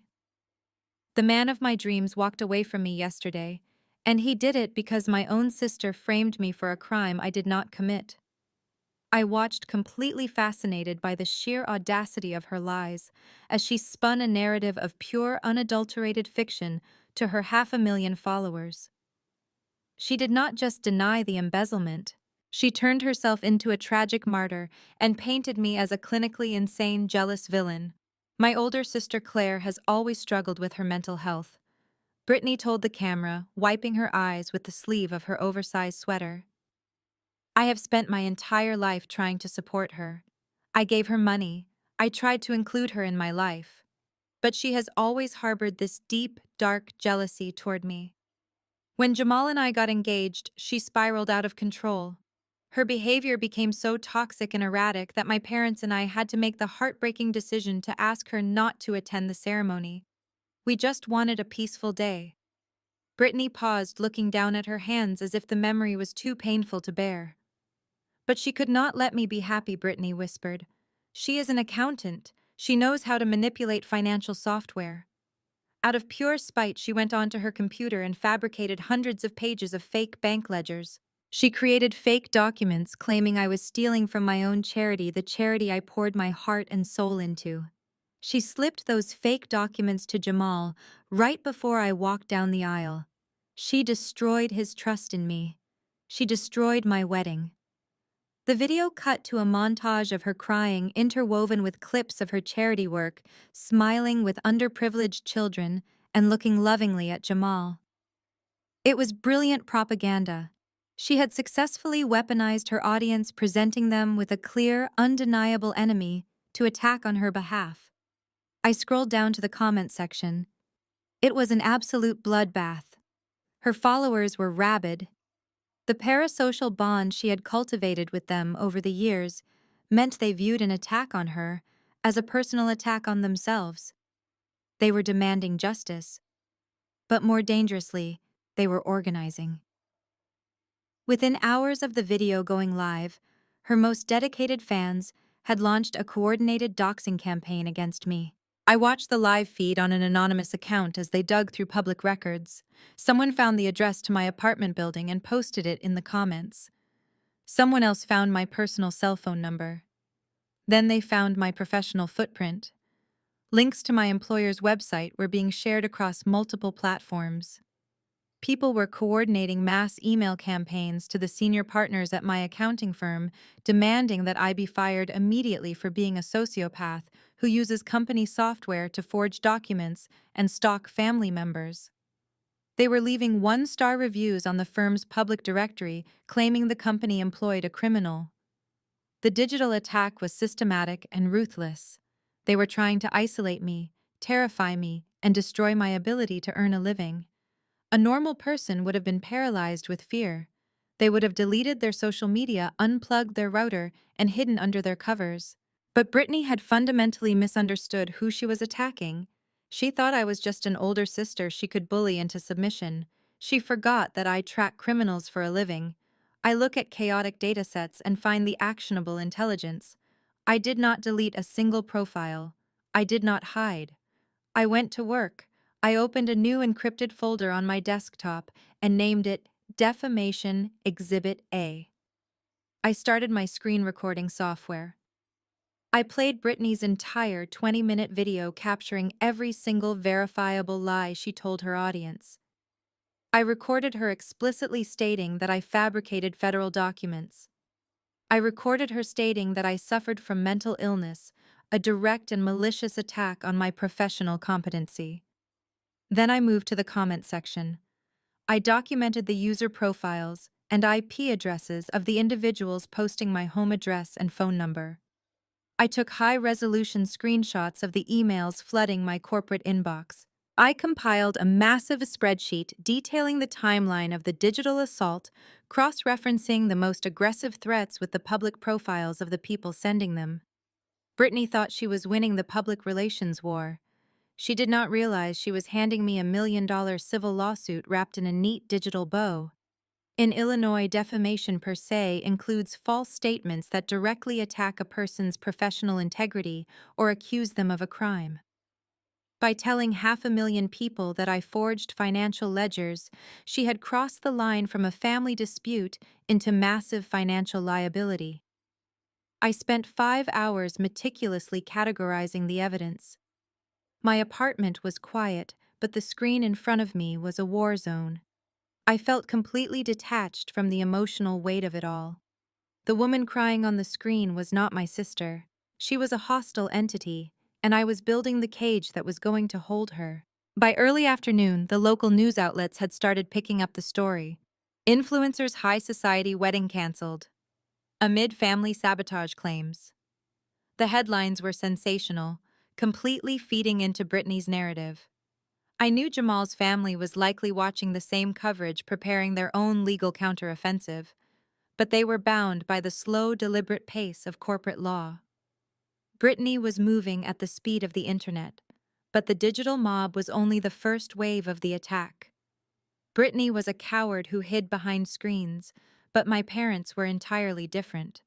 They believed in direct physical confrontation. They had spent their lives manipulating authority figures to protect their golden child, and they were not going to let a canceled wedding stop them now. I finished my documentation, locked my computer, and walked into the kitchen to finally drink my cold coffee. The internet was screaming my name, but I was not afraid. The smear campaign was nothing more than the desperate flailing of a sinking ship, but I knew Monday morning was going to bring a much more dangerous fight. The digital war was about to spill over into my real life, and my parents were already marching toward the front lines. Monday morning arrived with a crisp, bitter chill in the air, matching the atmosphere I knew would be waiting for me at the office. I dressed in my sharpest navy blue suit, pinned my hair back in a tight professional bun, and grabbed my briefcase. The digital smear campaign had raged all through Sunday night, but I had intentionally kept myself completely removed from it. The real battlefield was not the comment section of a lifestyle blog. It was the physical reality of my career. I took the elevator up to the 14th floor of my firm's downtown high-rise. The moment the polished steel doors slid open, I knew something was fundamentally wrong. The reception area, usually filled with the quiet professional murmur of administrative staff, was deadly silent. The head receptionist, a woman I had shared coffee with every morning for the past 4 years, refused to meet my eyes. She stared intently at her keyboard as I walked past her desk. I swiped my security badge at the heavy glass doors leading to the main accounting floor. The light flashed red. Access denied. I swiped it again. Red again. Claire. I turned around. Standing near the elevators was Thomas, one of the senior managing partners of the firm. He looked profoundly uncomfortable. His hands were stuffed in his pockets, and his expression was a mixture of pity and severe corporate caution. "Thomas," I said, keeping my voice perfectly steady. "My badge seems to be malfunctioning." "It is not a malfunction," Thomas replied quietly, gesturing toward a small windowless meeting room near the lobby. "We need to step in here for a moment. Human resources is waiting for us." I did not ask questions. I did not panic. I simply nodded. adjusted my grip on my briefcase, and followed him into the room. Sitting at the table was Diane, the head of HR, looking incredibly stern. She had a thick manila folder resting on the table in front of her. "Have a seat, Claire," Diane said. Her tone was strictly procedural, completely devoid of the usual office warmth. I sat down, placing my briefcase on the floor beside my chair. "What is going on?" "We had an extremely disruptive incident in the lobby this morning," Thomas explained, taking a seat across from me. "About an hour before you arrived, your parents Richard and Susan bypassed security downstairs and came directly up to our floor. They were shouting. They demanded to see the managing partners. They made a scene in front of several important corporate clients who were waiting for a consultation." I closed my eyes for a fraction of a second, letting the sheer embarrassment wash over me. I knew they were going to retaliate, but I had underestimated their willingness to publicly humiliate themselves to destroy me. "I am incredibly sorry about that, Thomas," I said sincerely. "My family is currently dealing with a severe personal crisis, and unfortunately they are directing their anger at me. I hope security escorted them out." "They did," Diane interjected, her voice sharp. "But not before your father handed us this." She pushed the manila folder across the table toward me. I opened it. Inside was a formal typed complaint signed by both Richard and Susan, along with printed screenshots from Brittany's social media video. "The complaint alleges severe professional misconduct," Diane stated, crossing her arms. "Your parents claim that you utilized proprietary firm software without authorization to illegally access your sister's private financial records. They are claiming you used our firm's resources to stalk and harass a family member out of personal spite, culminating in the sabotage of her wedding this past weekend." I stared at the typed complaint. It was a masterpiece of gaslighting, perfectly tailored to trigger a massive corporate liability panic. They knew exactly which buttons to push to terrify a prestigious accounting firm. Diane Thomas. I began, keeping my voice measured and completely rational. "This is a retaliatory fabrication. My sister Brittany runs a nonprofit charity. Last week she handed me her financial ledgers and asked me to review them. Upon a cursory inspection, I found massive discrepancies. I suspected she was embezzling funds from the foundation. I did use firm software to trace the routing numbers, but I did so entirely within the scope of my professional ethical obligations to report suspected financial fraud." Thomas sighed, rubbing his temples. "Claire, we understand that family dynamics can be complicated. But this is not just a domestic dispute anymore. The firm is currently being inundated with emails and phone calls from the public. People are leaving terrible reviews online demanding you be fired. Your parents are threatening to file a complaint with the state licensing board against the firm for allowing an employee to misuse data. And the reality is," Diane added, leaning forward, "you did not open a formal client file for this charity. You did not clear the investigation through a managing partner. You ran a background trace on a family member using our secure portals. Even if your suspicions of fraud are correct, you breached protocol by doing it off the books." She was right. In my haste to verify the theft before the wedding, I had bypassed the standard corporate red tape. I had treated it like a personal emergency instead of a formalized corporate investigation. "So what happens now?" I asked, closing the folder and pushing it back toward Diane. "Effective immediately, you are being placed on temporary administrative leave," Thomas said, looking genuinely regretful. "We are disabling your badge access and locking your corporate accounts pending an internal investigation. We have to bring in our own outside counsel to review the network logs and determine if a legal breach actually occurred." I nodded slowly. The trap had closed perfectly. My parents had successfully used the corporate bureaucracy to neutralize me. They had cut me off from my firm, my software, and my professional credibility. "I understand," I said, standing up and smoothing my skirt. "But before I leave, I need to make one thing absolutely clear to both of you.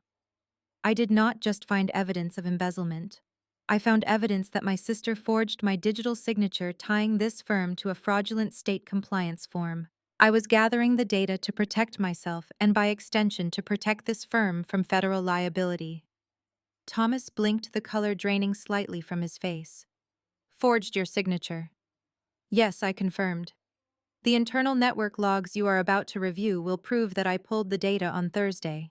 The forged document was submitted weeks ago. I strongly suggest your outside counsel contact the family of Jamal. He is a corporate litigator and his team currently possesses the entire forensic file. They will corroborate everything I just told you. I picked up my briefcase, turned around, and walked out of the meeting room. The walk back to the elevators felt agonizingly long. The receptionist still refused to look at me. The security guard watched me closely until the steel doors closed, carrying me away from the career I had spent 10 years building. When I stepped out onto the street, the cold wind hit my face, mirroring the absolute isolation I suddenly felt. I had no access to my firm. I had a digital mob screaming for my head online. My parents were actively trying to strip me of my professional license. The scapegoat had finally been completely cast out of the herd. I walked toward the subway station, my mind racing through the rapidly shrinking list of options. I was totally isolated, but I was not unarmed. I had my encrypted backup drive. I had the truth. And more importantly, I had a very angry, highly capable corporate lawyer who currently possessed all the evidence I had just been locked out of. It was time to stop playing defense. It was time to coordinate a counterstrike, and I knew exactly who to call. I walked the 4 blocks from the subway station to my apartment building in a state of hyper-focused clarity. The initial shock of being suspended from my firm had completely burned off, leaving behind a cold, calculating anger. I unlocked my front door, tossed my keys onto the entryway table, and reached into my bag for my phone. I had planned to call David to get in touch with Jamal's legal team. But before I could even unlock the screen, a sharp, authoritative knock echoed through my apartment. I froze. My immediate thought was that my parents had returned for a second round of intimidation. I walked quietly to the door and checked the digital security monitor. It was not Richard and Susan. Standing in my hallway looking immaculate in dark tailored suits were Jamal and David. Jamal was holding a thick leather briefcase. He did not look like a man whose wedding had imploded 48 hours ago. He looked like a senior partner about to walk into a high-stakes deposition. I unlocked the deadbolt and pulled the door open. "Are we interrupting?" Jamal asked, his dark eyes scanning my face with intense focus. "Not at all," I said, stepping aside to let them in. "I was actually just about to call you." They walked into my living room, taking in the quiet space. David set his coat on the arm of the sofa, while Jamal placed his briefcase directly onto my kitchen island. The energy they brought into the room was entirely different from the frantic, desperate panic my family had projected all weekend. This was the calm, methodical energy of 2 men preparing for corporate warfare. "What happened to you this morning?" David asked, noting my formal suit and the tension still lingering in my shoulders. "You look like you just walked out of a war zone." "I did," I replied smoothly. I walked over to the kitchen cabinet and pulled out 3 glasses, filling them with water from the fridge. My parents paid a visit to my accounting firm bright and early today. They filed a malicious complaint claiming I used company software to illegally stalk Brittany and fabricate the financial documents I gave you. My managing partners placed me on temporary administrative leave while they investigate the network logs. They disabled my badge and locked me out of the system. Jamal stopped unbuckling his briefcase. He looked up at me, a muscle feathering along his jawline. "They went after your professional license. They went after my credibility." I corrected him, sliding a glass of water across the marble counter toward him. "They know they cannot beat the actual data, so they are trying to destroy the person who found it. If they can convince my firm to fire me for gross misconduct, they can tell the state investigators that I am a disgruntled, unethical accountant who made the whole thing up." David shook his head in absolute disbelief. "They are willing to ruin your entire career just to buy Brittany some time. That is genuinely psychotic." "It is their standard operating procedure," I said, leaning against the counter. "But they made a massive tactical error. I anticipated the lockout." I backed up the entire forensic portfolio to an encrypted offline drive before I left for the office this morning. They locked me out of the building, but I still have the keys to the vault. Jamal finally opened his briefcase. He pulled out a thick stack of legal pads and manila folders. Good. Because my family's foundation is currently sitting on a massive liability landmine and you are the only person who can help me defuse it. He spread the folders across my kitchen island. I walked around the counter to stand next to him looking down at the heavily highlighted documents. My father had our general counsel freeze all foundation assets related to the Horizon Youth Initiative yesterday afternoon, Jamal explained, tapping a manicured finger against the top page. We are preparing to hand our internal financial records over to the state prosecutor to initiate fraud charges against Brittany. But we have a severe problem. I looked at the document he was pointing to. It was the state compliance form, the one with my forged digital signature. The Attorney General, I said quietly, instantly seeing the legal trap. Exactly, Jamal confirmed, his voice hard and precise. If my family reports the embezzlement, the state is going to immediately audit the charity. When they pull the files, they are going to see a federally mandated compliance form signed by Claire Elizabeth, certified public accountant. They are going to see that my foundation donated hundreds of thousands of dollars to a charity that was supposedly audited by the sister of the founder. David crossed his arms, leaning against the refrigerator. It looks like a massive family conspiracy, David added. The state prosecutor will not just look at Brittany. They will look at you for facilitating the fraud, and they will look at Jamal's parents for funding it. It will tie the foundation up in litigation for years. We could lose our nonprofit status entirely. Jamal looked directly into my eyes. Brittany did not just steal money to buy shoes, Claire. By forging your signature, she legally tied my family's philanthropic legacy to a federal crime. I cannot just walk away from this and let her play the victim on the internet. I have to completely dismantle her. I have to prove beyond a shadow of a doubt that she acted entirely alone and forged that document without your knowledge.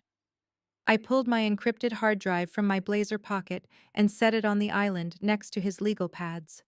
The IP logs on this drive prove she logged into the portal from her apartment, I told him. But IP logs can be debated in court. She could claim I came over to her apartment and signed it on her wireless network. If we want to insulate the foundation and get my job back, we need something better than metadata. We need a confession, Jamal said. A written, undeniable confession from Brittany, admitting she forged your name. I let out a short, humorless laugh. She just posted a 20-minute video to 500,000 people claiming I am a jealous, unstable sociopath. She is not going to confess to anything. My parents have probably already hired a defense attorney to tell her to keep her mouth shut. That is because she thinks she is fighting you. Jamal countered, a sharp, dangerous smile finally breaking through his stoic expression. She thinks this is just another family argument where she can cry to your parents and get her way. She does not realize she has stepped into a legal arena with people who actually know how to destroy her. What are you proposing? I asked, feeling a surge of adrenaline cut through my exhaustion. We are going to lay a trap, Jamal said, pulling a blank legal pad toward him and uncapping a silver fountain pen. We are going to draft a very specific legal threat. We are not going to mention the embezzlement. We are not going to mention the wedding. We are going to send her a highly aggressive targeted cease and desist letter, solely regarding the unauthorized use of your professional credentials. David nodded, picking up the thread. We bait her ego. She is arrogant, Claire. She thinks she is invincible because your parents have always shielded her from consequences. If she gets a legal threat from you, she will not take it to a lawyer. She will take it as a personal insult. She will respond. I realize the strategy clicking perfectly into place in my mind. She will try to justify it. Exactly. Jamal set his pen, hovering over the paper.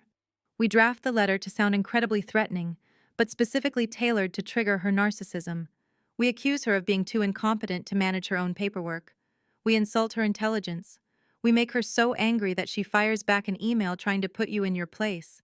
And in doing so, she will justify why she signed your name. She will admit to it. I said, a slow smile spreading across my face. She will put it in writing because she thinks she is entitled to use my name. She has always believed what is mine is hers. Jamal wrote the first line on the legal pad. Are you ready to go on the offensive, Claire? I looked at the encrypted drive, then at the two men standing in my kitchen. For 35 years, I had fought my battles entirely alone, constantly on the defensive, against a family that wanted me to fail. Now I was standing shoulder to shoulder with a corporate powerhouse. Draft the letter, I said. Let us hand her the shovel so she can finish digging her own grave. Jamal did not hesitate. He pulled the blank legal pad closer and began writing in sharp, angular script. The kitchen immediately transformed from a place of refuge into a corporate war room. David pulled up a stool beside me, opening his own laptop to access public legal templates we could modify. We cannot make this look like it came from my firm, Jamal instructed, not looking up from his writing. If she sees my firm's letterhead, she will immediately call your father, and your father will hire defense counsel. This has to look like a direct personal threat from you. It needs to sound like an older sister trying to intimidate a younger sister using professional jargon. I opened my laptop and created a new blank document. I am ready. Tell me what to say. Jamal dictated while I typed. We started with the standard legal header addressing it directly to Brittany and her limited liability company. Then we moved into the body of the letter. Jamal was a master at weaponizing language. He did not use words like felony or federal fraud. Instead, he used phrases that specifically targeted Brittany's insecurities about her intelligence and her business acumen. Write this, Jamal said, pacing slightly in the narrow space between the island and the refrigerator. You are hereby notified to immediately cease and desist the unauthorized application of my professional accounting credentials. Your gross incompetence in managing basic state compliance forms has resulted in the fraudulent use of my digital signature. I typed the words exactly as he said them. Gross incompetence. That is going to infuriate her. She prides herself on being a girl boss who manages her own charity. Exactly, David chimed in from across the counter. We want her to feel insulted, not threatened. If we accuse her of stealing $150,000, she will panic and invoke her right to remain silent. If we accuse her of being too stupid to fill out a tax form properly, she will fight back to prove us wrong. Jamal nodded in agreement. Continue the paragraph. State that if she does not immediately retract the state compliance form and issue a formal apology for her administrative negligence, you will pursue civil damages for the unauthorized use of your likeness and professional standing. I finished typing the paragraph. It was a masterpiece of psychological bait. It completely downplayed the severity of her crime, reducing a federal offense to mere administrative negligence. It made it sound like I was just angry that she borrowed my name without asking, similar to how she used to borrow my clothes in high school. While we were reviewing the final draft, my personal phone lit up on the counter, the screen filled with a dozen new notifications. My social media accounts were still being flooded with vitriol from Brittany's followers. One message preview popped up on the screen calling me a pathetic, jealous spinster who deserved to lose her job. Jamal noticed the notification. His jaw tightened. The smear campaign is still going strong. My public relations team offered to release a brief statement on your behalf just to take the heat off you until the legal process plays out. You do not have to sit here and absorb this kind of public abuse.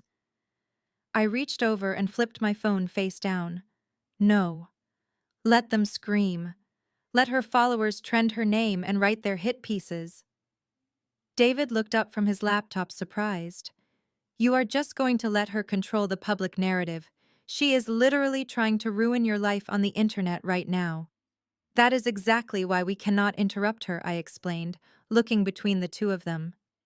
Brittany is a narcissist. Right now, she is looking at her follower count and reading those comments, and she feels completely invincible. She thinks she has already won. She thinks she has successfully ruined my career and isolated me from the family. We need her to stay in that exact state of delusional overconfidence. If we release a statement challenging her, she might realize we are building a case. But if I stay completely silent online, she will think I am too broken to fight back. Jamal studied my face for a long moment. He understood the strategy perfectly. You want her guard completely down when she opens this email. I want her to feel so untouchable that she does not even hesitate to hit reply, I said. David smiled a sharp, appreciative expression. That is brilliant. Okay, let us add one more thing to the letter to force her hand. Put a 24-hour deadline on her response. Tell her that if she does not reply acknowledging the receipt of this cease and desist by tomorrow morning, you will escalate the matter to the state licensing board. I typed the final demand into the document. The false deadline was the perfect finishing touch. It created a manufactured sense of urgency. When people are rushed, they do not consult lawyers. They act on pure emotion. I exported the document as a secure PDF file. I opened my personal email account, the one I had used to communicate with my family for the past 15 years. I attached the file and typed a simple direct subject line: cease and desist regarding unauthorized use of professional credentials. I took a deep breath. The trap was fully constructed. It was loaded with the perfect blend of corporate terminology and personal insult. All it needed was the target to take the bait. I looked at Jamal. Are we sure about this? Once I hit send, there is no going back. If she takes this to my father, he will realize exactly what we are doing. Jamal placed his hand flat on the kitchen counter. She will not take it to your father. She is too proud. She thinks she outsmarted both of us. Send it.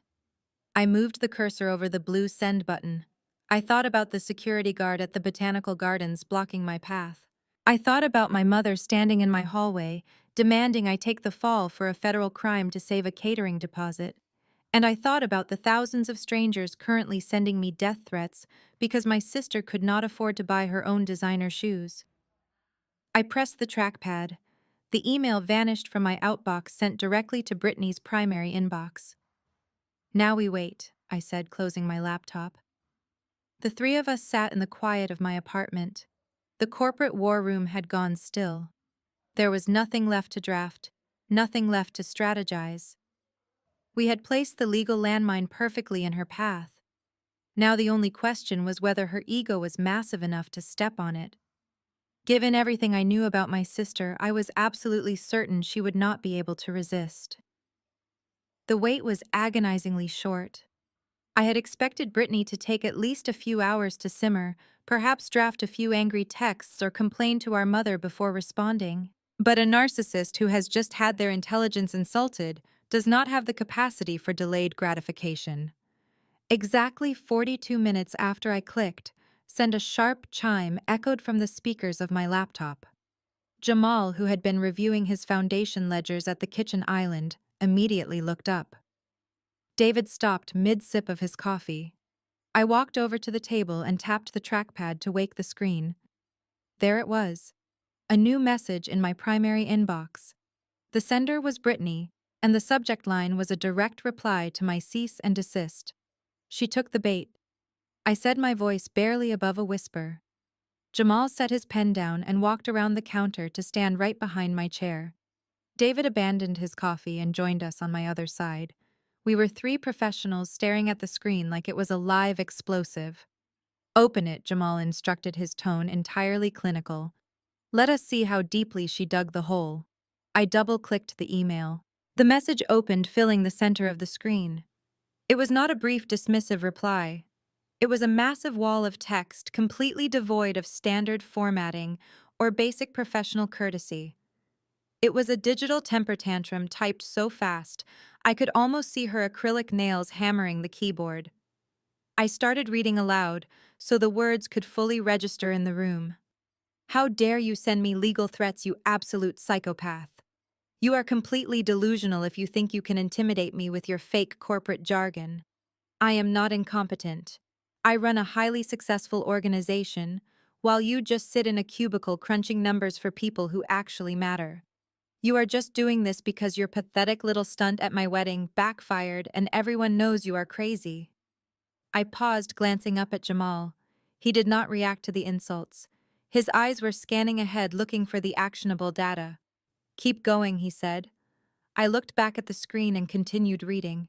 As for your precious state compliance form, I did not do anything wrong. I am the founder of the charity. I have executive authority. I only signed your name on that stupid piece of paper because you were being difficult as usual.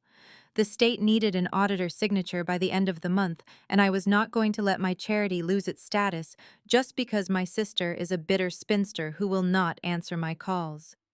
I signed it because you owed me. You have owed me for years for putting up with your toxic behavior. A heavy, stunned silence fell over the kitchen. David let out a low, disbelieving whistle. She just admitted to it, David said, staring at the screen in pure shock. She literally typed the words, "I signed your name." She justified committing federal identity theft by claiming you owed her a favor. Jamal leaned closer to the monitor, his eyes narrowing. Read the next paragraph, Claire. She is not done. I scrolled down slightly and read the final section of her email. And do not try to act like you caught me stealing. I know what you gave Jamal. You took normal business transactions and tried to make them look like a crime. It is my charity. I raised that money.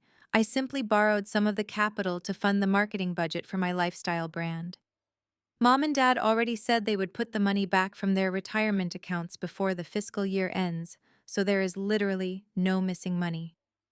You made a massive scene over an interdepartmental loan. If you contact the licensing board, I will personally sue you for defamation. Do not ever email me again. I stopped reading and took my hands off the keyboard. I felt a strange mixture of absolute triumph and profound disgust. Jamal slowly stood up straight, crossing his arms over his chest. A slow, dark smile spread across his face. It was the smile of a corporate predator who had just cornered its prey. That is not just a confession, Jamal stated, his voice ringing with absolute certainty. That is a signed affidavit of guilt. She confessed to unauthorized use of a professional credential. She confessed to wire fraud by admitting she moved charitable capital into a personal venture. And she confessed to corporate embezzlement, complete with the acknowledgement that she knew the funds had to be replaced by your parents. She called it an interdepartmental loan, I said, shaking my head at the sheer delusion of her words. There is no such thing as an interdepartmental loan between a tax-exempt nonprofit and a private for-profit limited liability company, Jamal replied smoothly. It is a textbook federal crime. She just handed us the entire prosecution file in a single email. David clapped his hands together, the tension in the room breaking into a wave of strategic energy. And the best part is that you never even mentioned the money in your cease and desist. You only threatened her over the signature. She completely offered up the embezzlement confession unprompted because her ego could not handle the accusation of administrative incompetence. I reached forward and immediately hit print. I wanted physical copies. I wanted the ink on paper. Then I downloaded the email file with its full metadata headers, ensuring the digital footprint was completely preserved, and dragged it into my encrypted offline drive. She thought she was putting me in my place, I said, watching the printer on my desk spring to life. She thought she was establishing dominance. She established her own prison sentence, Jamal corrected. And she implicated your parents. Did you catch that line?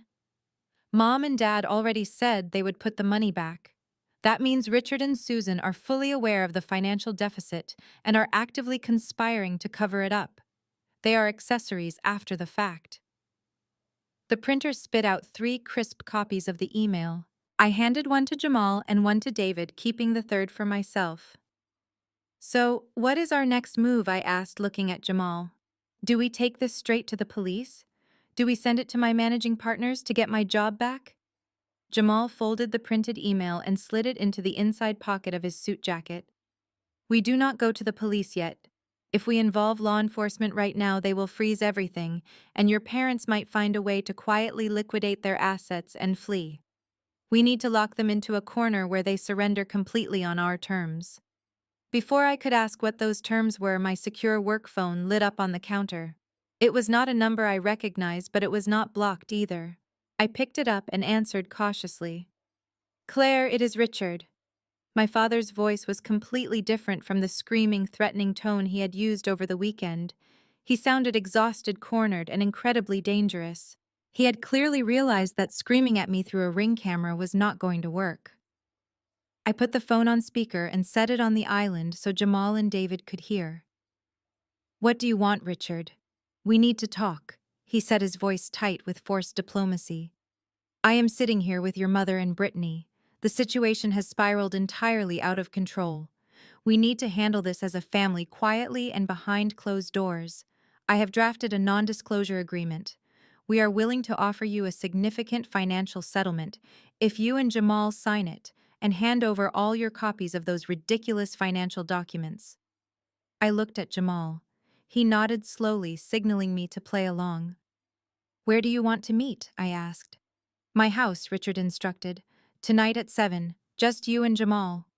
"We end this today, Claire. Do not test me." He hung up the phone before I could reply. The line went dead. I looked at the two men standing in my kitchen. The ultimate trap had just been presented to us, but my father had no idea that we were the ones holding the live grenade. Jamal picked up his briefcase and snapped it shut. "Tell your +1 to wear a suit," he said, his eyes perfectly cold. "We have a family meeting to attend." I knew exactly who Jamal was referring to. As a senior forensic accountant, my professional network was not limited to corporate auditors and tax attorneys. I spent half my career handing meticulously constructed financial profiles over to law enforcement. I picked up my secure phone and scrolled to a specific contact. Detective Gregory Stone. He was a seasoned investigator with the Financial Crimes Division, a man I had worked with on 3 major corporate embezzlement cases over the last 5 years. He was sharp, entirely immune to manipulation, and possessed a deep hatred for fraudsters who used charity as a shield.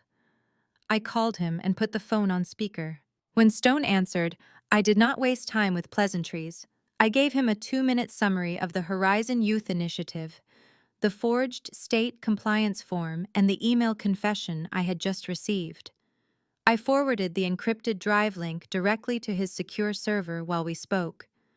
I heard the clicking of his mouse on the other end of the line as he opened the files. There was a brief silence, followed by a low whistle. "She actually put this in an email," Stone asked, his voice laced with professional disbelief. "She admitted to the unauthorized transfer of capital and the digital forgery in writing." "She thinks she is untouchable," I told him. "My father just called. He is hosting a mandatory family meeting at his house at 7 o'clock tonight. He wants Jamal and me to sign a non-disclosure agreement in exchange for a financial settlement. Jamal and I are going. We need a witness with a badge." "I will be there at 6:45, Stone said without hesitation. "I will wear a plain suit. They will assume I am just a paralegal or an associate from Jamal's firm. Do not introduce me until they put the non-disclosure agreement on the table and attempt to bribe you. Once they legally implicate themselves in the cover-up, I will step in." I hung up the phone. David packed up his laptop, clapping Jamal on the shoulder. "I am heading back to the estate to update your father and our general counsel," David said. "Good luck tonight. Take them apart." Jamal and I spent the next 4 hours preparing. We did not just review the documents. We reviewed the psychology of my parents.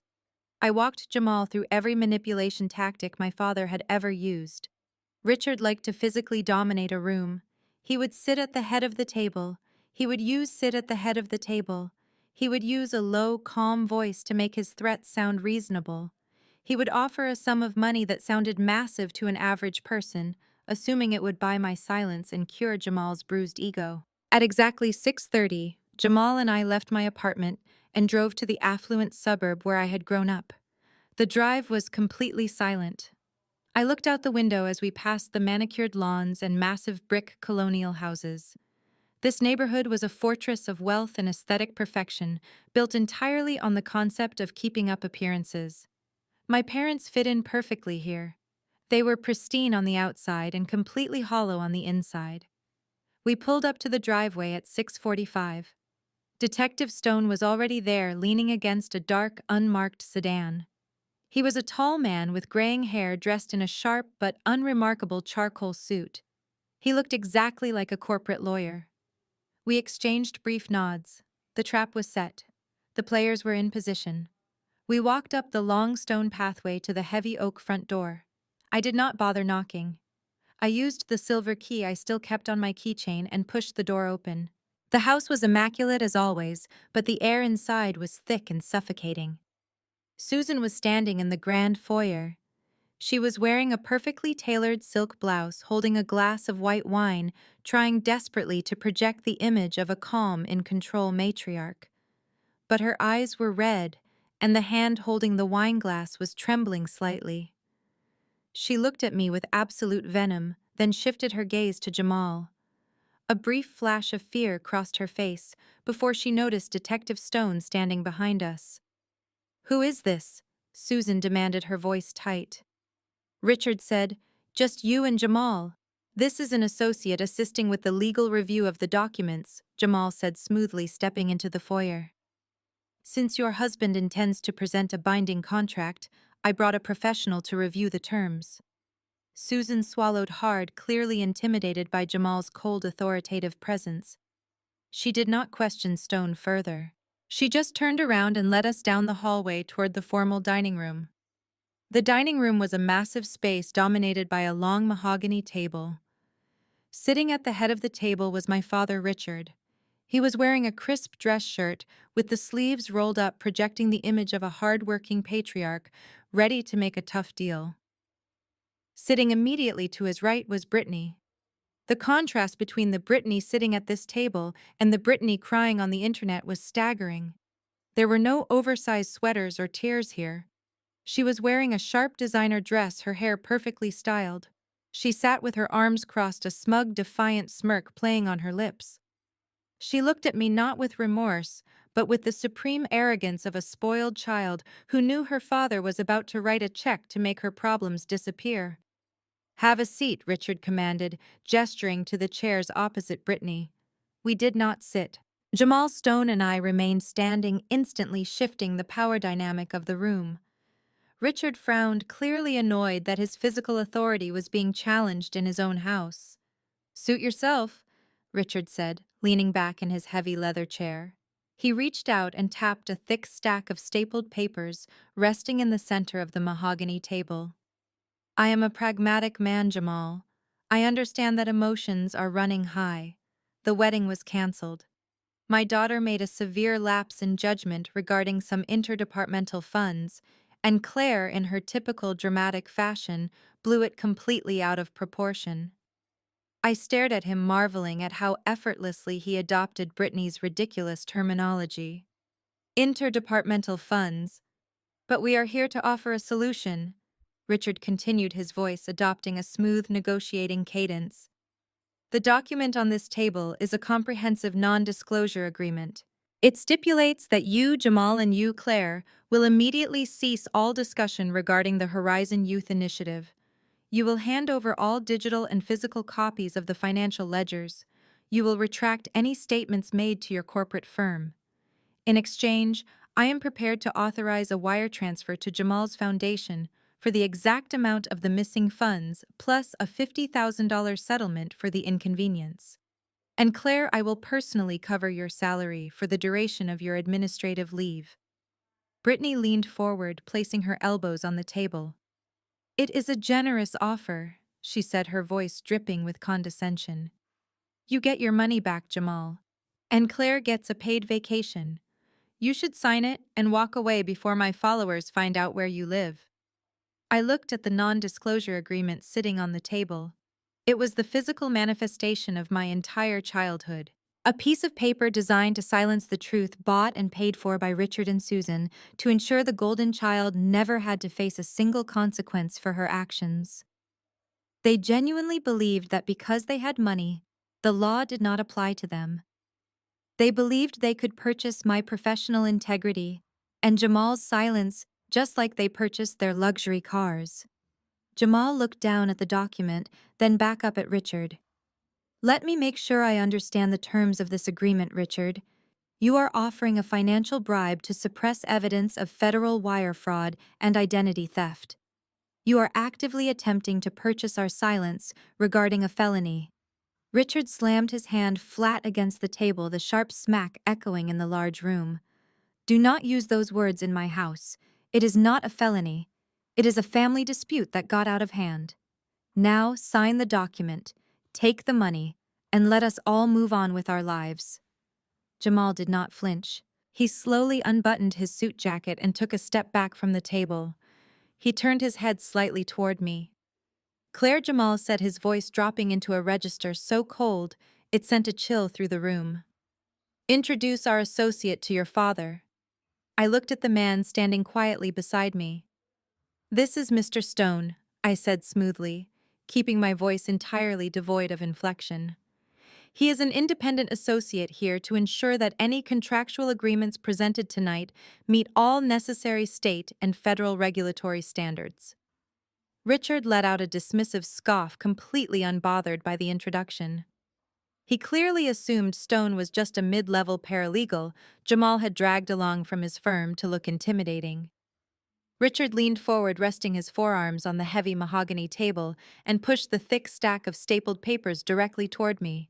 The terms are simple, Richard said, his tone shifting into the patronizing, authoritative voice he used to scold me when I was a teenager.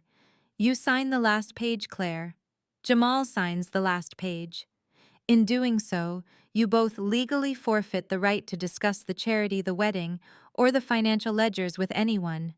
You surrender all copies of the data to me tonight. In return, the foundation is made whole, and I will personally write you a check to cover your lost wages from the firm. It is a clean, mutually beneficial exit strategy. I looked down at the document. The bold heading read, Non-Disclosure and Settlement Agreement. It was a masterpiece of absolute delusion. My father genuinely believed he could silence a massive corporate fraud investigation with a piece of paper he probably had his golf buddy draft up that afternoon. I picked up the agreement and slowly flipped through the pages. The clauses were insulting. They did not just demand my silence. They demanded that I formally accept responsibility for a software glitch at my firm. They wanted me to state in writing that the financial discrepancy was due to my own auditing error, effectively absolving Brittany of all wrongdoing and placing the professional crosshairs directly on my back. Susan watched me read, her hands tightly gripping her wineglass. Please, Claire, she whispered, her voice trembling with a forced, fragile sweetness. Just sign it. We can put this whole terrible weekend behind us. We can go back to being a family. We will make sure you are taken care of financially. You will not have to worry about your job.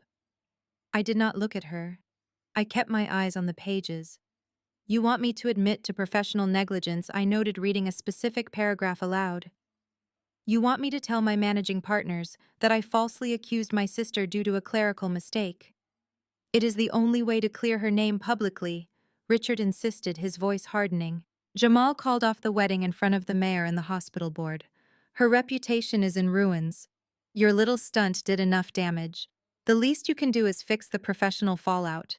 You can always find a new job, Claire. Brittany's entire brand relies on her public image. I finally looked up from the document, my eyes locking onto my sister. Brittany had not spoken a word since we walked into the room. She was sitting rigidly in her chair, her arms crossed over her chest, projecting an aura of untouchable arrogance. She was not looking at Jamal, the man whose heart she had broken. She was glaring directly at me. Brittany uncrossed her arms and leaned over the table. You should be thanking Dad, she said, her voice dripping with pure, unadulterated venom. He is bailing you out of a massive lawsuit. My followers already know what you did. They know you tried to ruin my life because you are sick and jealous. My sponsors are backing me. Everyone is on my side. I stared at her, marveling at the sheer density of her narcissism.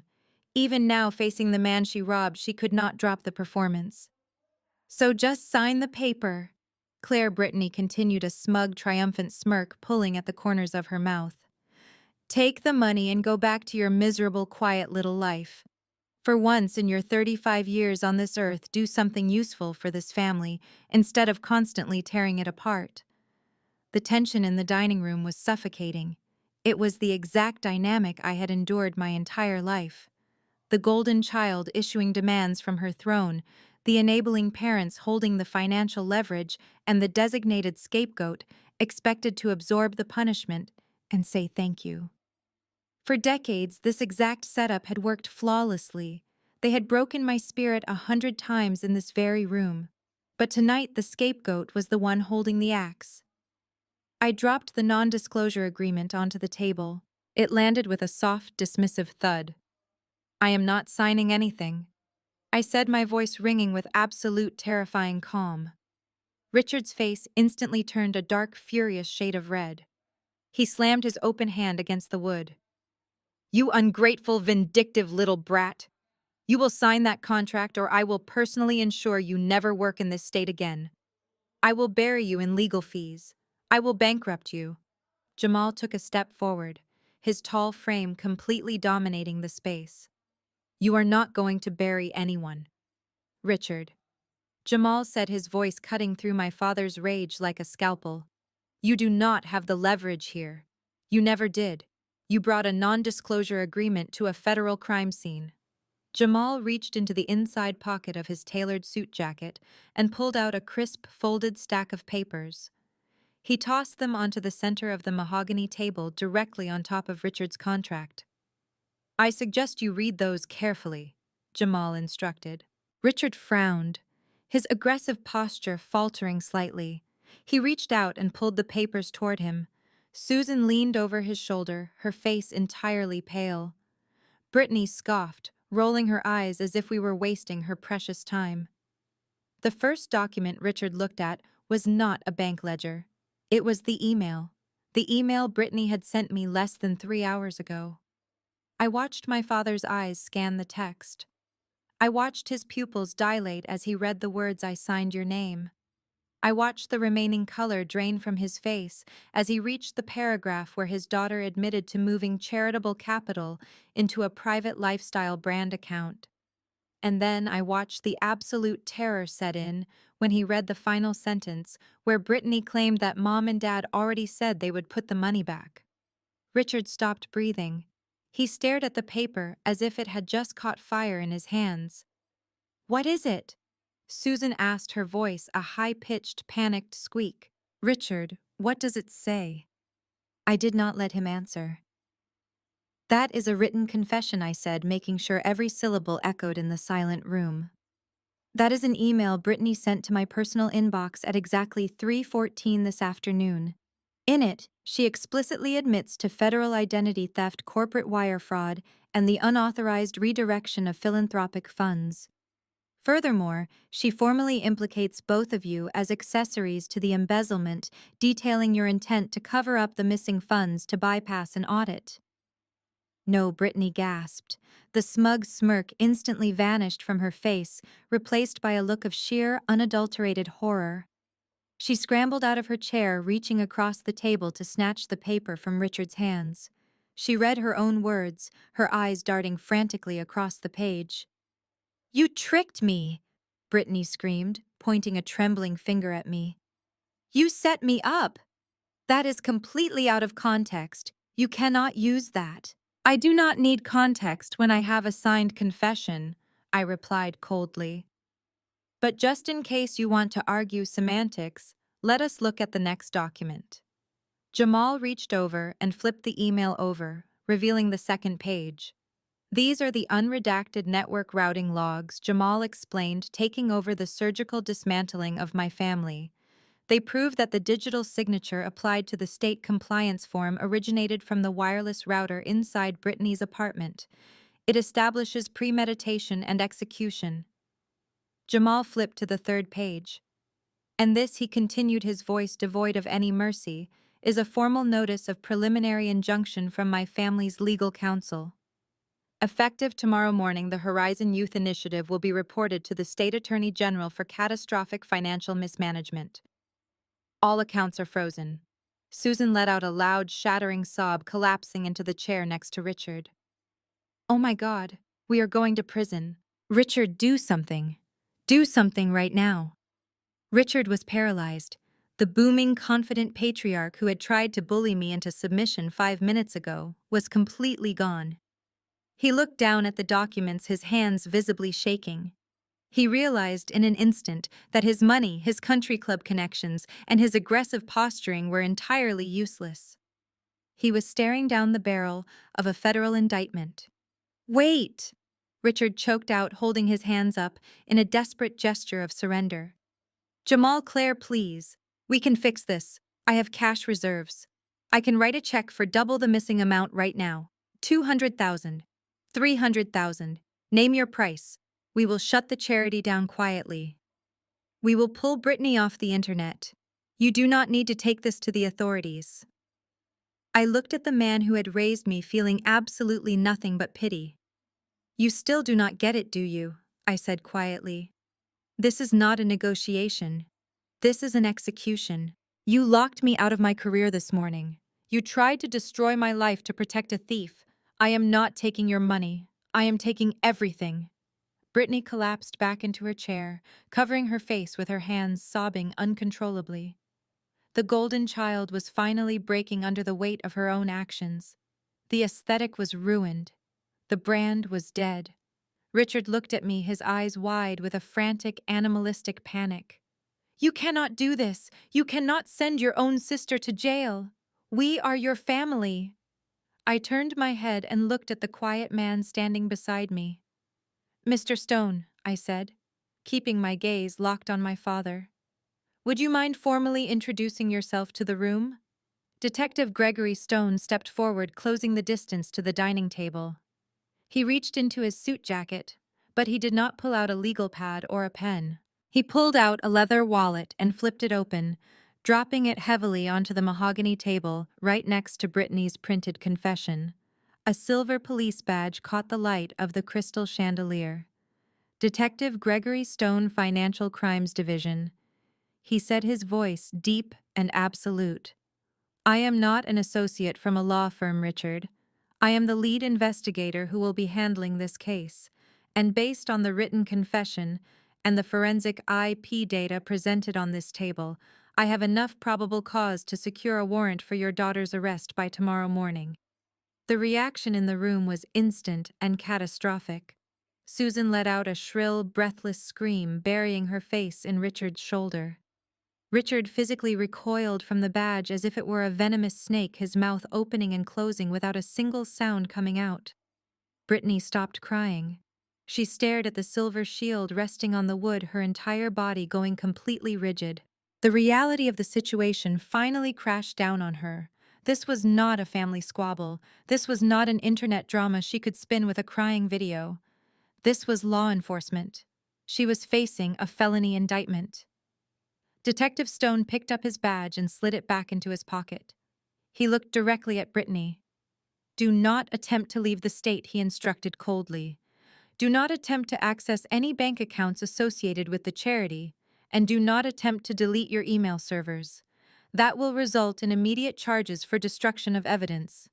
You will be receiving a formal visit from my department very soon. Have your legal counsel ready. Jamal buttoned his suit jacket, his posture perfect, his expression completely unbothered by the devastation around him. He looked at Richard one last time. Keep your non-disclosure agreement, Jamal said. You are going to need the paper to write your defense statements. Jamal turned around and walked out of the dining room. Detective Stone followed him without another word. I stood at the table for a moment longer. I looked at Susan sobbing hysterically into her hands. I looked at Richard staring blankly at the wall, his empire completely shattered. And I looked at Brittany, the beautiful, perfect sister who had spent 35 years stepping on my neck to elevate herself. She looked small, terrified, and utterly powerless. I did not gloat. I did not scream at them for the decades of abuse. They were simply not worth the emotional energy anymore. The data had spoken, and the data was final. I turned my back on my family and walked out the front door, stepping into the cool, crisp night air. I left them sitting in their beautiful, expensive house surrounded by the absolute wreckage of their own lies. I had barely made it halfway down the front walkway when the heavy oak door flew open behind me. Claire, wait. I stopped on the stone path and turned around. The cool night air whipped around my shoulders. Richard and Susan were practically sprinting down the front steps, leaving the front door wide open behind them. I could hear Brittany still sobbing hysterically inside the dining room, but my parents had abandoned her. The instinct for self-preservation had finally kicked in, overriding 32 years of blind favoritism. They rushed up to me, their faces pale and contorted with a frantic, desperate terror. The realization of what that non-disclosure agreement actually represented had fully settled into their minds. They had put their intent to bribe a witness and conceal a federal crime in writing. "Claire, you have to talk to the detective."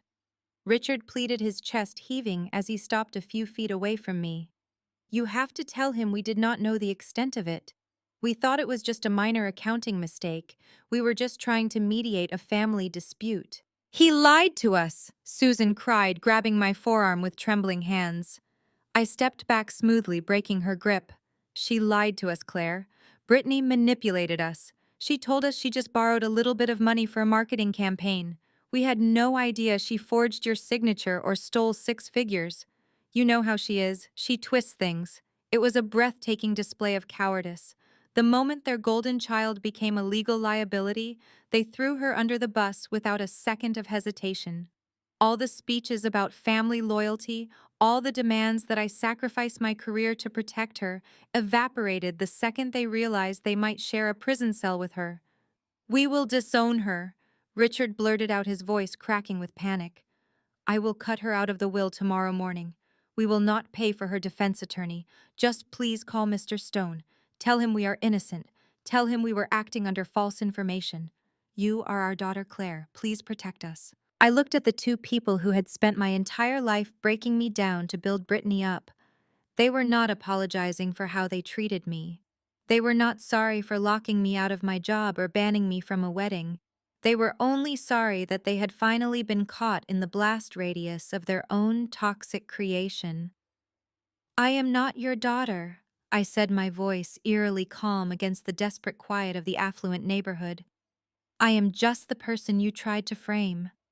Susan let out a devastated wail, covering her mouth with her hands. Richard took a step toward me, his eyes wide and begging. "Claire, I am begging you, do not leave us like this." I looked him dead in the eye, feeling absolutely no sympathy for the wreckage they had brought upon themselves. I was stopped at the door because I was too toxic, I said, delivering the words slowly and deliberately. "You made your choice. Now live with the rot." I turned my back on them, walked to my car, and drove away. I did not look in the rearview mirror. 6 months later, the dust had finally settled. The legal fallout was swift and absolute. Facing overwhelming digital evidence and a signed confession, Brittany took a plea deal to avoid spending years in a federal penitentiary. She was sentenced to 3 years of strict probation and 500 hours of community service. Her influencer career died overnight. Her sponsors dropped her immediately, and her 500,000 followers turned on her with a vengeance before she was legally forced to delete all her social media accounts entirely. The last time I saw a photo of her, she was wearing a bright orange safety vest, picking up trash along a highway median under the supervision of the county court. My parents did not fare much better. The scandal made the front page of the local papers. High society is entirely unforgiving when it comes to financial fraud. Richard and Susan were quietly asked to resign from their country club. Their wealthy friends stopped returning their calls. Between the massive legal fees required to keep themselves out of jail as accomplices and the $80,000 catering bill from the canceled wedding, they were financially broken. Last week, a real estate listing went up online. The beautiful brick colonial house with the heated swimming pool was officially up for sale. As for me, the internal investigation at my accounting firm concluded exactly as I said it would. The outside counsel reviewed my encrypted drive and the police reports. Once the managing partners realized my parents had lied to them and that I had actually saved the firm from federal liability by catching the forged signature, their corporate tune changed immediately.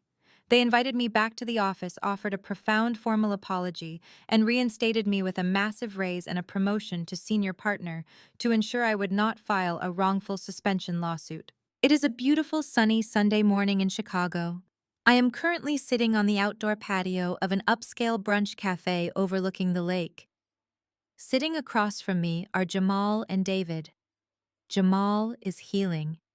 The betrayal hurt him deeply, but he poured that energy into his family's foundation, establishing stronger audit protocols and expanding their philanthropic reach. David is still as sharp and fiercely loyal as ever. We meet here every Sunday.